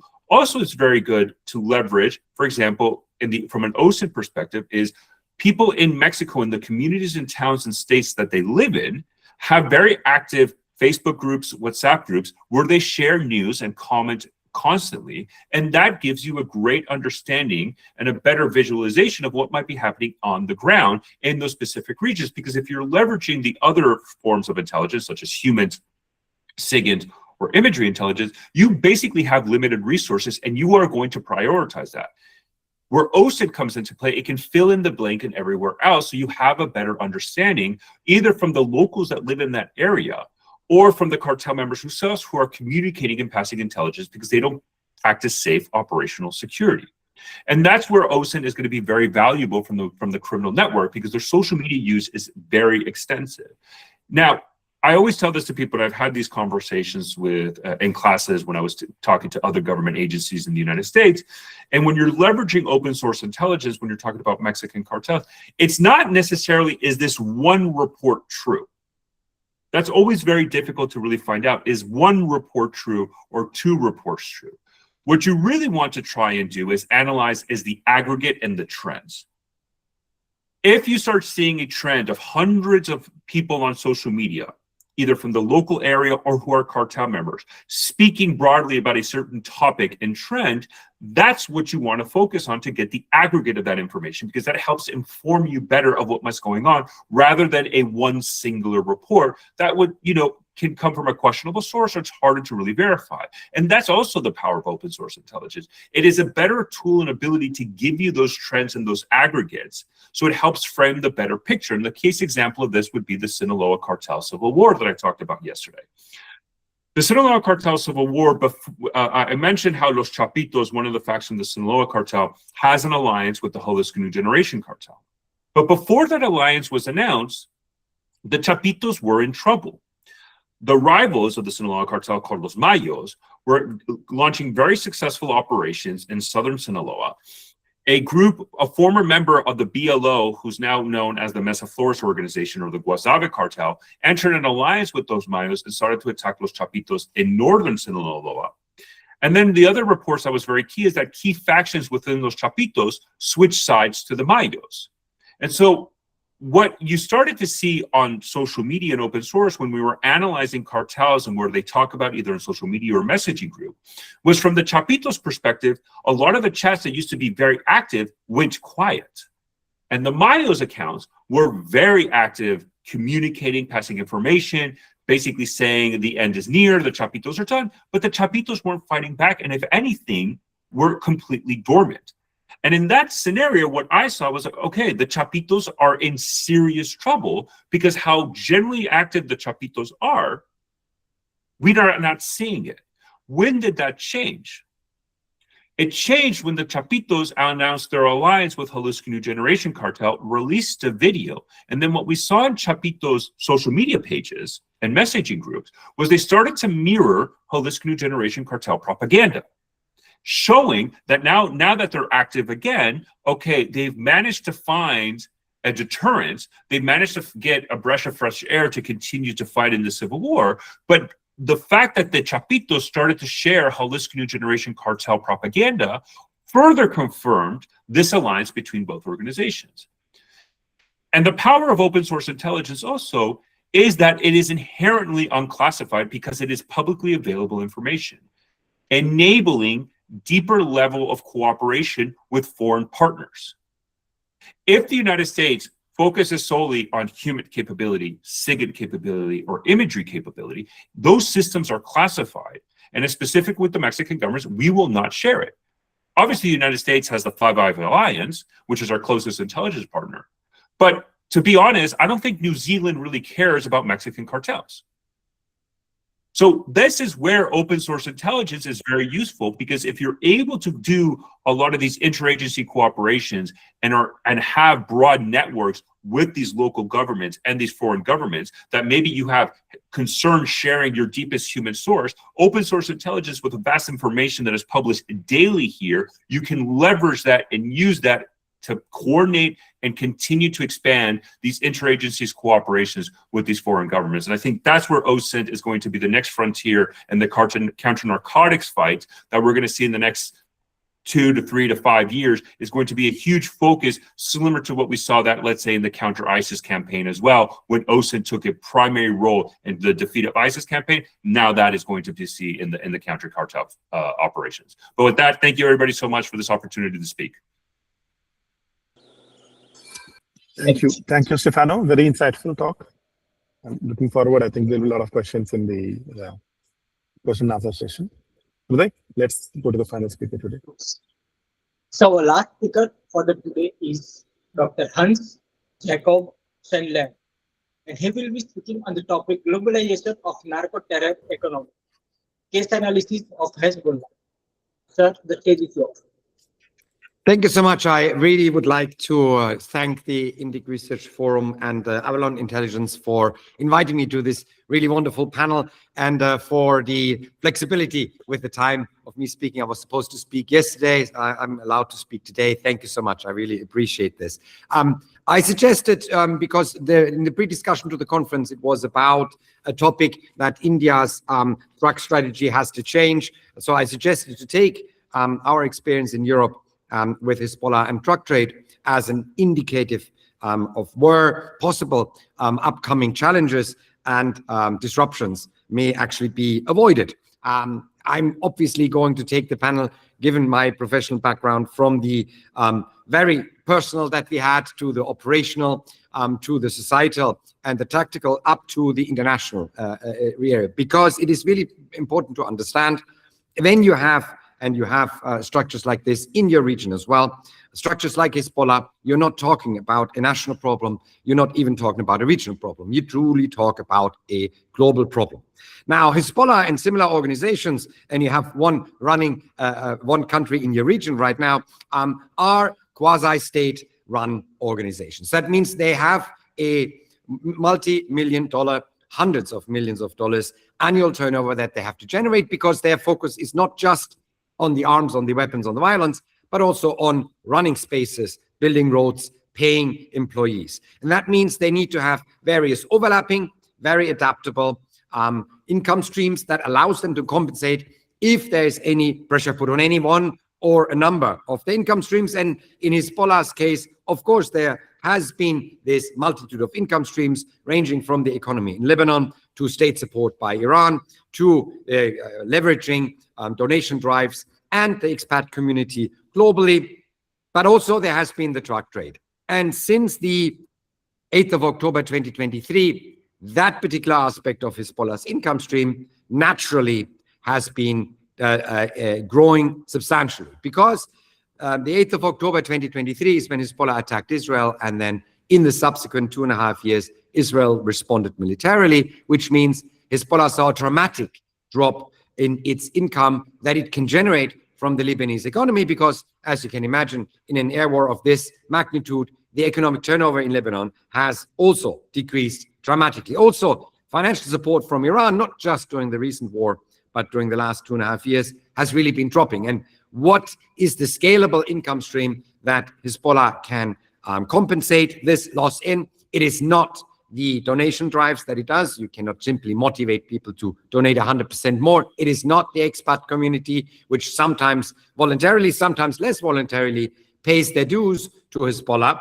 You cannot come to a businessman and say, you've given up 10%, how about 60% now? Because two things are going to happen. Either the businessman is no longer going to be a businessman after a couple of months, or he's actually then going to the police, and your threat to the family of the businessman in Lebanon are not going to be strong enough. But what you can scale quite easily and quite elegantly is your involvement in international drug trade. You only have to understand Hezbollah has been doing this substantially with large amounts since 2011. It's one of the unintended consequences of the sanctions against Iran and the lesser capability of the Islamic Republic of Iran to transfer money to Hezbollah. But it has built up a really global drug transport and distribution network combined with a global money laundering network, including money laundering as a service. There's a very instructive DA case in the United States where two Hezbollah money launderers were trying to give a service to what they thought was American organized crime, but it was a DA sting operation. And they offered basically money laundering as a service as a much lower fee than other money launderers. So this is really part of their income stream. Now, when it comes to Europe, we've seen these effects quite dramatically. The price of cocaine specifically since 2023 has been dropping because so much product gets pumped from Hezbollah into the European market. And this supply chain is, of course, through Northern European ports, but the most significant and most interesting supply pipeline runs from South Africa through South America, through West Africa, to North Africa, into Europe, and then the money gets laundered and transferred back into Lebanon. And West Africa, at this point, and that's the core of my presentation, presents, on the one hand, the perfect bottleneck for Hezbollah, but also the perfect opportunity. Now, many of you, I'm sure, are aware, West Africa is at the moment the area of the largest terrorist expansion, both as far as Al-Qaeda is concerned, as well as the Islamic State is concerned. The Jinim Al-Qaeda affiliate is effectively controlling 65% of Burkina Faso, including having completely surrounded the capital, Ouagadougou.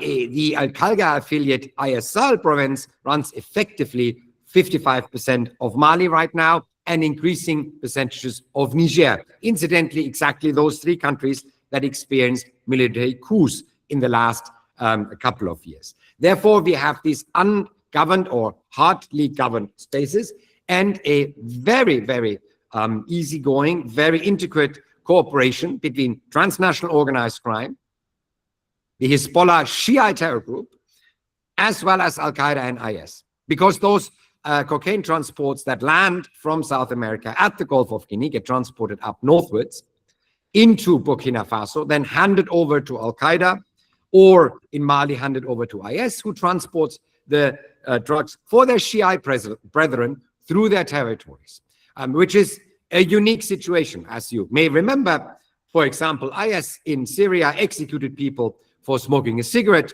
or killed any Shiite they could get their hands on. But in West Africa, because there is too much mutual interest and too much money involved, that cooperation goes seamlessly. In the last 4 years, there's not been one report of an interdicted cocaine transport, either in Burkina Faso or in Mali by Al-Qaeda or by IS, because it does help those organizations to entrench themselves within the local population. They are now in charge of quite a large percentage of the local populations in those two countries, and they need to generate employment, and the involvement in this transnational organized crime is generating for them the perfect opportunity to actually present the local population with employment by being involved in the logistics trade now, transporting drugs for Hezbollah.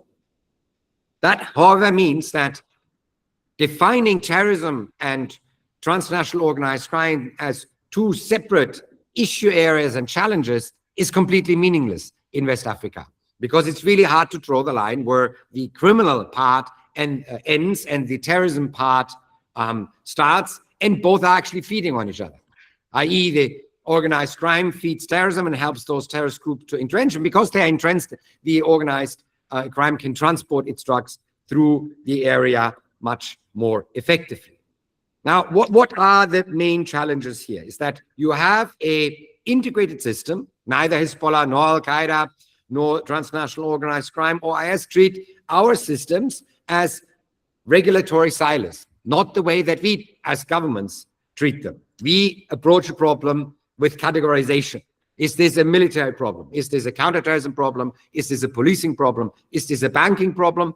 And we operate in these silos with very little overlap. While you have a whole range of issues that you could tackle, mobile banking in West Africa is the way that they, in part, move their money. They're cooperating, coordinating via online tools. There is, of course, still the issue of Hawala. You have trade-based money laundering, including with used cars, because there is simply so much money that needs to be laundered, even in West Africa, before it reaches the consumers in Europe, that you have to use trade-based money laundering to actually get the volumes through the system. And you have very, very weak national security structures. That means the other side is using political arbitrage, moving from country to country, dealing with this junta or that junta. They're using technological arbitrage. So if you're cutting off the mobile banking at one point, they simply move to online tools. If you regulate Hawala, then they move to trade-based money laundering. They're using jurisdictional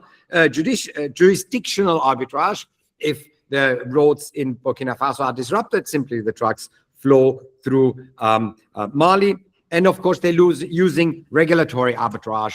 We're still in the various regulations between online, cryptocurrencies, mobile banking, Hawala regulations, and data exchange pots. There is a lot of gaps that is easy to deploy. A lot of the countries in the region, for example, don't even define cryptocurrencies as tender. And if it's not tender, then it cannot be frozen. If it's not tender, it's not, strictly speaking, money laundering or terrorism financing, because it's simply computer code.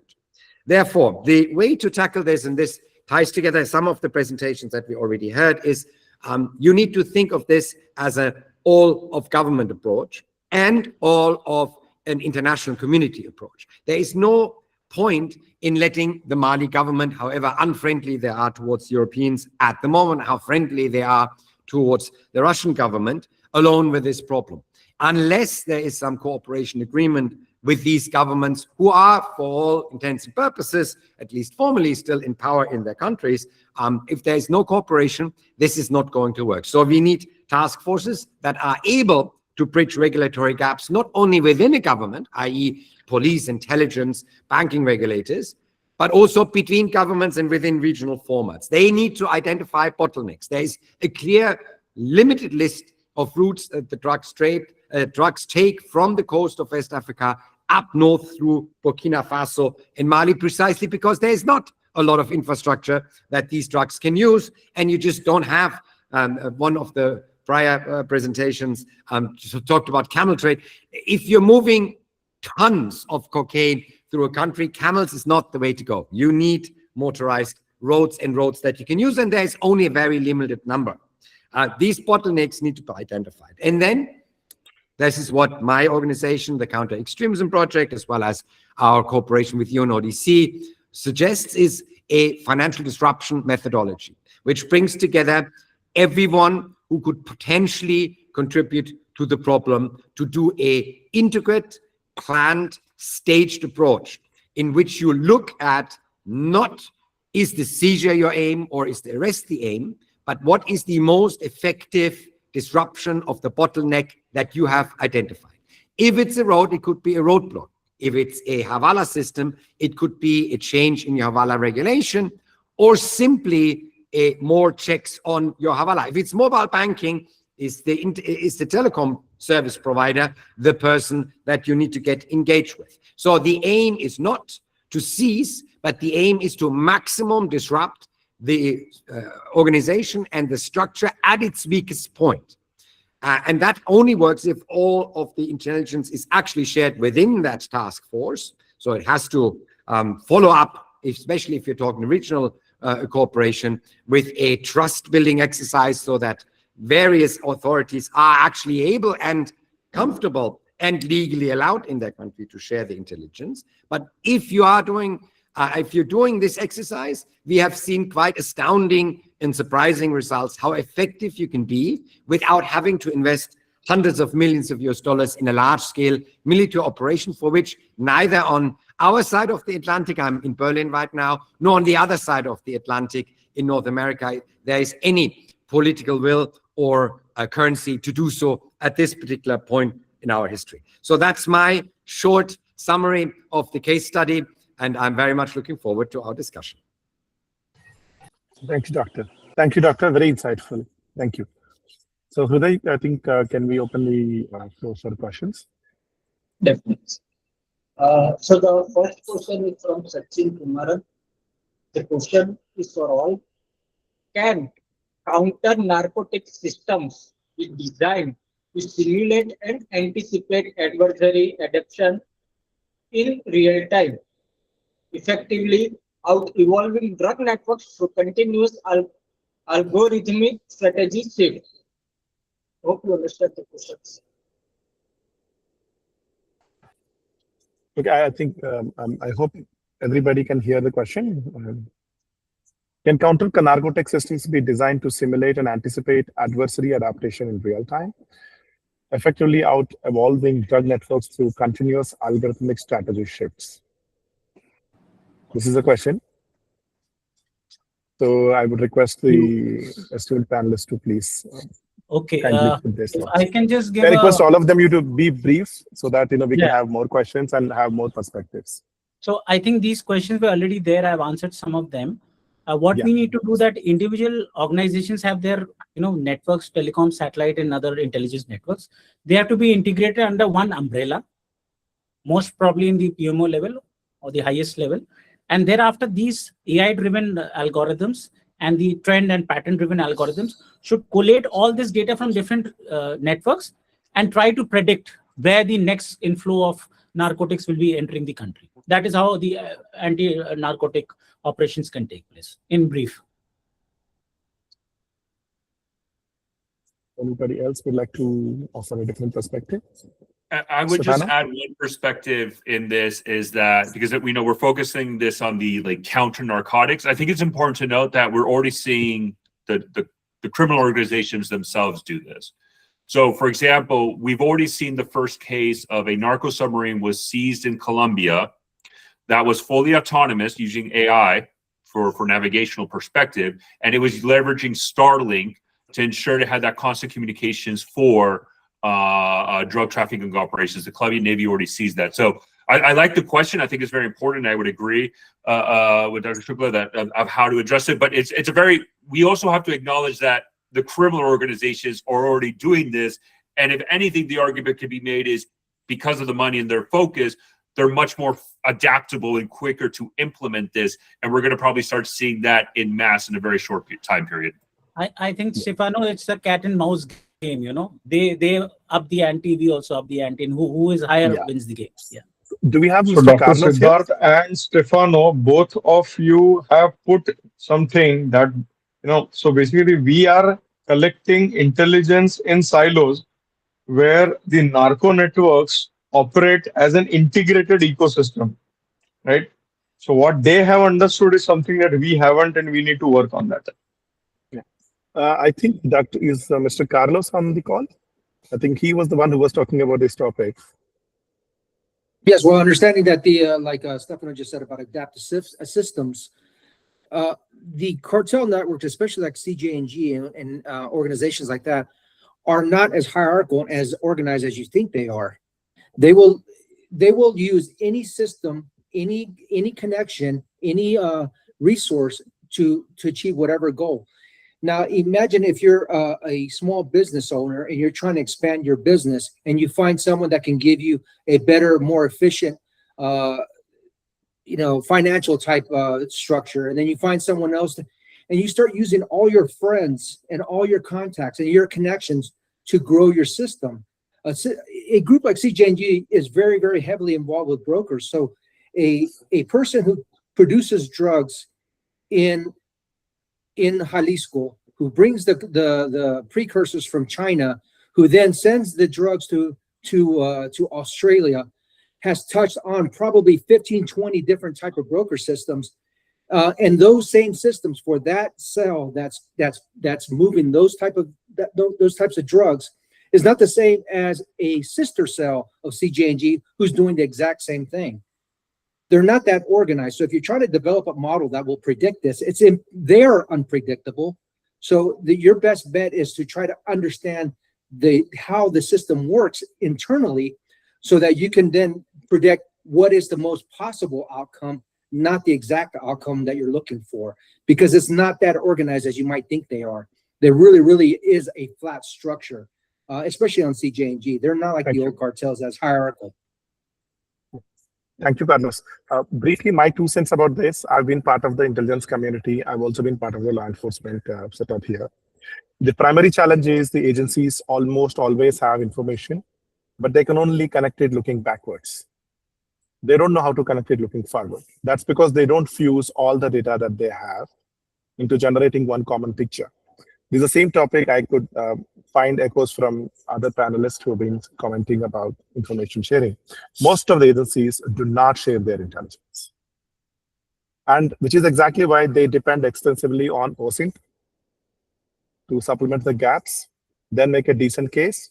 Because at the end of the day, when every agency is sharing the lead, the fundamental question ultimately boils down to who gets the credit, who takes the lead role. Is it a DIA operation? Is it a CIA operation? Is it an FBI operation? Whose operation is it? What are the objectives each of them have? Like, each of them don't share common objectives, right? All of them have different objectives. Another big challenge we see is most of the logistics pipelines that all these arms traffickers, weapon traffickers, human trafficking guys, all of them are common to even the intelligence agencies. Even the intelligence agencies use same logistics channels to operate in enemy land.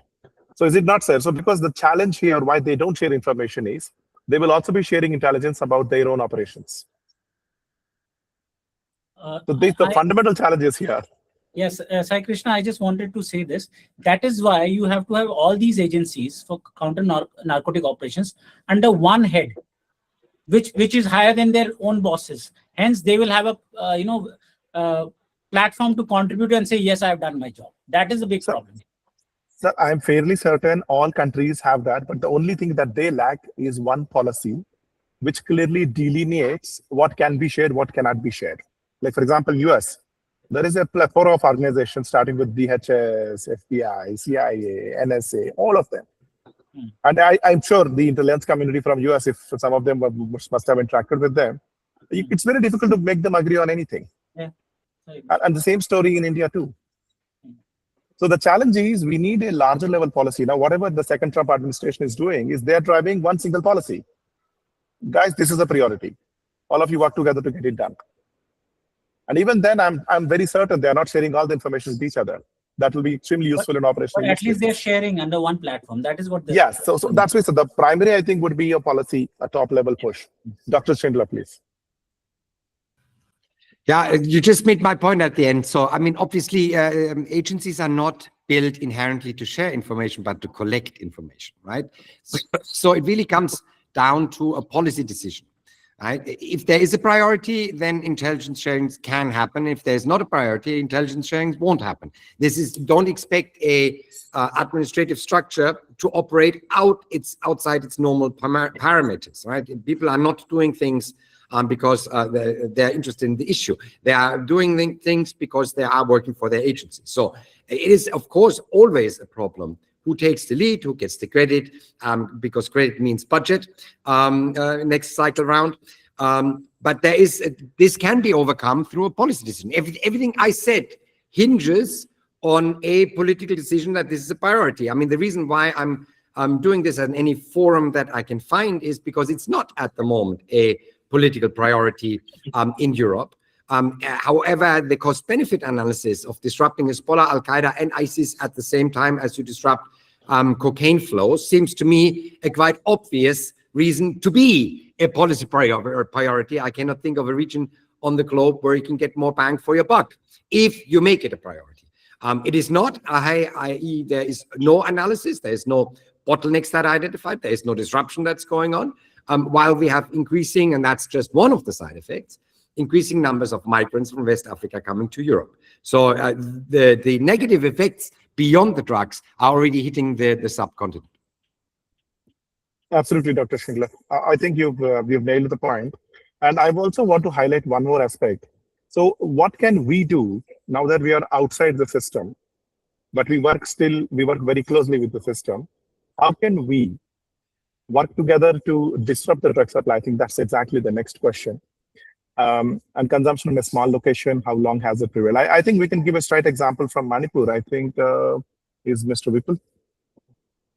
See, in India, most of the problem that we see in the east of India, especially in the Indo-Myanmar border, most of the insurgency is actively linked to drug cultivation and drug manufacturing. So by destroying the poppy fields, which we can clearly see in the borderlands of Manipur, Mizoram, into Myanmar, you eliminate two problems. You eliminate drugs, distribution of drugs, not only into India, but also into Southeast Asia, and also eliminate the counter-terror, the terror issues, insurgency, all at one go. And there is a lot of activity that's happening. This is how I think Indian Army and local police and the Intelligence Bureau and the Research Analysis Wing are working very closely together. But most of them remain very, very sensitive and operationally secret. So these details are never generally discussed. But there is a model which the law enforcement has evolved. And there is also a platform to share data about where they are intercepting drugs, the logistic paths, everything within India. So that whole platform is being managed by a Narcotics Control Bureau under Ministry of Home Affairs today. We do have some models, but for obvious reasons, they are generally not publicly discussed. So that's my 2 cents. I'm sure in America too, we have same experience. So what I'm more interested in asking our participants and panelists is, how can we remove fentanyl as a irritant between India and US? India doesn't want fentanyl to be sold. US doesn't want to import fentanyl. Why are we even, I mean, how is it that it's not, going anywhere? Mr. Stefan, please. Well, thank you so much. What I would say is actually what's very interesting is we've actually seen a drop in fentanyl in the United States within the last year, and specifically not only the amount of fentanyl deaths in the United States, which you can make an argument was that probably because of narco, et cetera, but it also, even with the increased amount of forces along the border, we've seen a drop in the seizures of fentanyl and the operations when other drugs have actually, the seizures have gone up. The one outlier to that is fentanyl. And, there's various ways that you can make this, the argument for this and the conversation of why. My personal belief, because it's the only one that actually kind of make a lot of sense to me, is that the irony of the situation is this is the drop in fentanyl was not necessarily directly tied to something the United States did, right? All the cartels pushed fentanyl to the United States. That's well known. But there was one specific group that was the poster child of fentanyl trafficking into the United States, and that was Los Chapitos, one of the factions of the Sinaloa cartel. Because of the Civil War, we've seen a significant, ever since the Civil War actually started, that's actually basically one of the conduits of the date when the drop of fentanyl started to happen into the United States. Not only the drop of deaths of fentanyl that happened, but the amount of seizures that's happening. And it indicates that dynamics inside of Mexico in a broad sense can have very specific impacts in the United States from a drug trafficking, right? We can argue about, do we get more involved with countries that push the precursors? Should we force the Mexican government to get much more involved, et cetera? But at the end of the day, that is the kind of like the clearest example that we have, is that the date of when the Civil War started shortly after is when we significantly saw a drop of fentanyl trafficking. And that also explains, people might disagree with this, but the fact that it was such a forefront of American political messaging and pressure campaigns against the Mexican cartels aren't stupid, right? They want to make money, but they also understand that losses and captures of leaders is just part of the business, but they're not immune to American domestic political pressure. And if they see, hey, there's a civil war going on, we're getting much more focused because of fentanyl.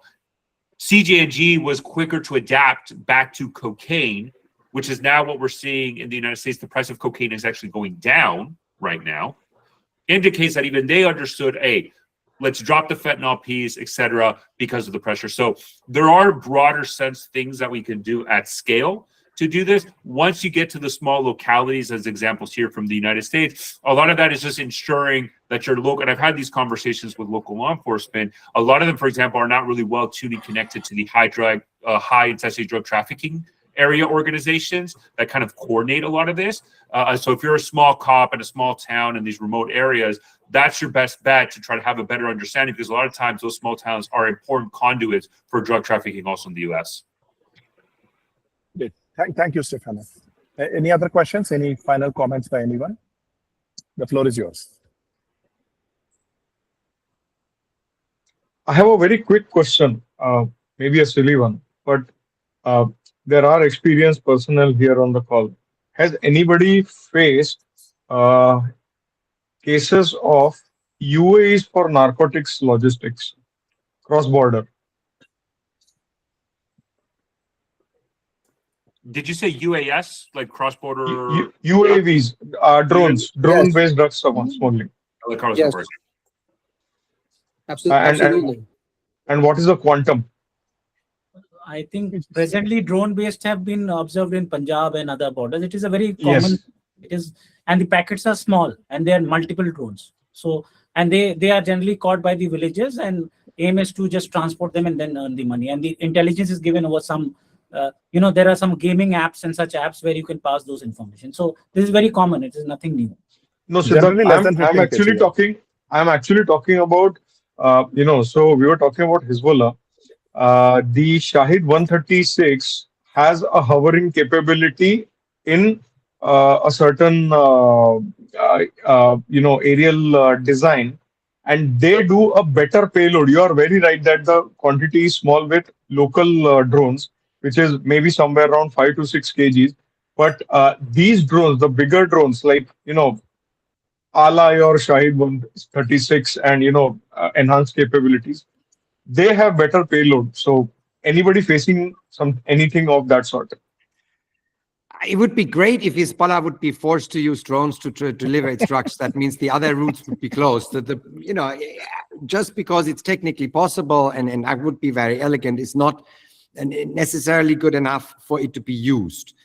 What we've seen in West Africa is, of course, drone swarms guided by AI to both attack military positions as well as do reconnaissance on military positions within the area used by Al-Qaeda and IS. To transport drugs, that's just simply via roads, because there's really no hurdle for them to do it any other way. If there will be in the future, that is definitely something that may come up. Yeah, Carlos, please. Yeah, so in the Mexico context, drones are being used significantly. And we're talking about commercial drones off the shelf. We're not talking about state-sponsored drones with large autonomy. They don't need that. Here on the border, we see, if we look at the map, on the radar map of drone penetration into U.S. airspace, it's enormous. Every single day, you see hundreds of drones crossing the border now, or some just hovering on the border. Some of them are probably hobbyists. Someone on the Mexican side thinks it's kind of funny to pick up a drone and just fly it across the border and bring it back because they've violated U.S. airspace. But in some of these cases, these are autonomous drones that are flying to a specific address, dropping off a small load that is still high profit for them, and then returning autonomously. In other cases where you have tunnels that are penetrating the border, you'll have a drone that is hovering over a specific area to see border patrol activity or other type of police activity in order to determine whether we're going to cross now or we're going to cross later. Deeper in Mexico, also in Chihuahua, but also in Jalisco, Michoacan, they're using it for counteroffensive, or they're attaching homemade weapons and bomblets and so forth, and attacking convoys or attacking other cartels that operate in the area. So if the technology is out there, drone or otherwise, rest assured the cartels are going to figure out a way to use it to their advantage. And if you're talking about an AI-driven system or some other type of platform, they're going to use that too. That's all. Thank you. I'll just finish with one liner. So basically, the risk of losing the package is very high if you are using not really military drone. Now, if you're using a military drone, the risk of radar signature or getting noticed is also increasingly very, very high. So it's basically a simple math where they don't see financial viability when they're using a larger drone. I think we have more or less come to the end of the session. Thanks. I'm very grateful to all the speakers. It's been a very interesting session to listen to your varied experiences. Thanks a lot from my side. So I would request everybody to please take it on from here. So here we end the session, and it was very pleasant. It was informative and it was very enlightening. Yes, if you are here, if you can give your closing remarks to end the session, please. Okay. So first of all, I would like to sincerely thank all our speakers, participants. It has been more than 15 hours of conference, and I am actually grateful to our audience also. So they have come up with some very brilliant questions. And honestly speaking, since this is a platform, this is a conference that has been done in collaboration with Avalon Intelligence. So more specifically, I think this session made more sense to us. So once again, I'm really thankful to all the speakers, and we look forward to such discussions. And I ensure that this discussion will not be limited to this. We will be doing some actionable things, and we will definitely get all of you involved. So thank you again very much, and look forward to more such discussions. Thank you, everybody.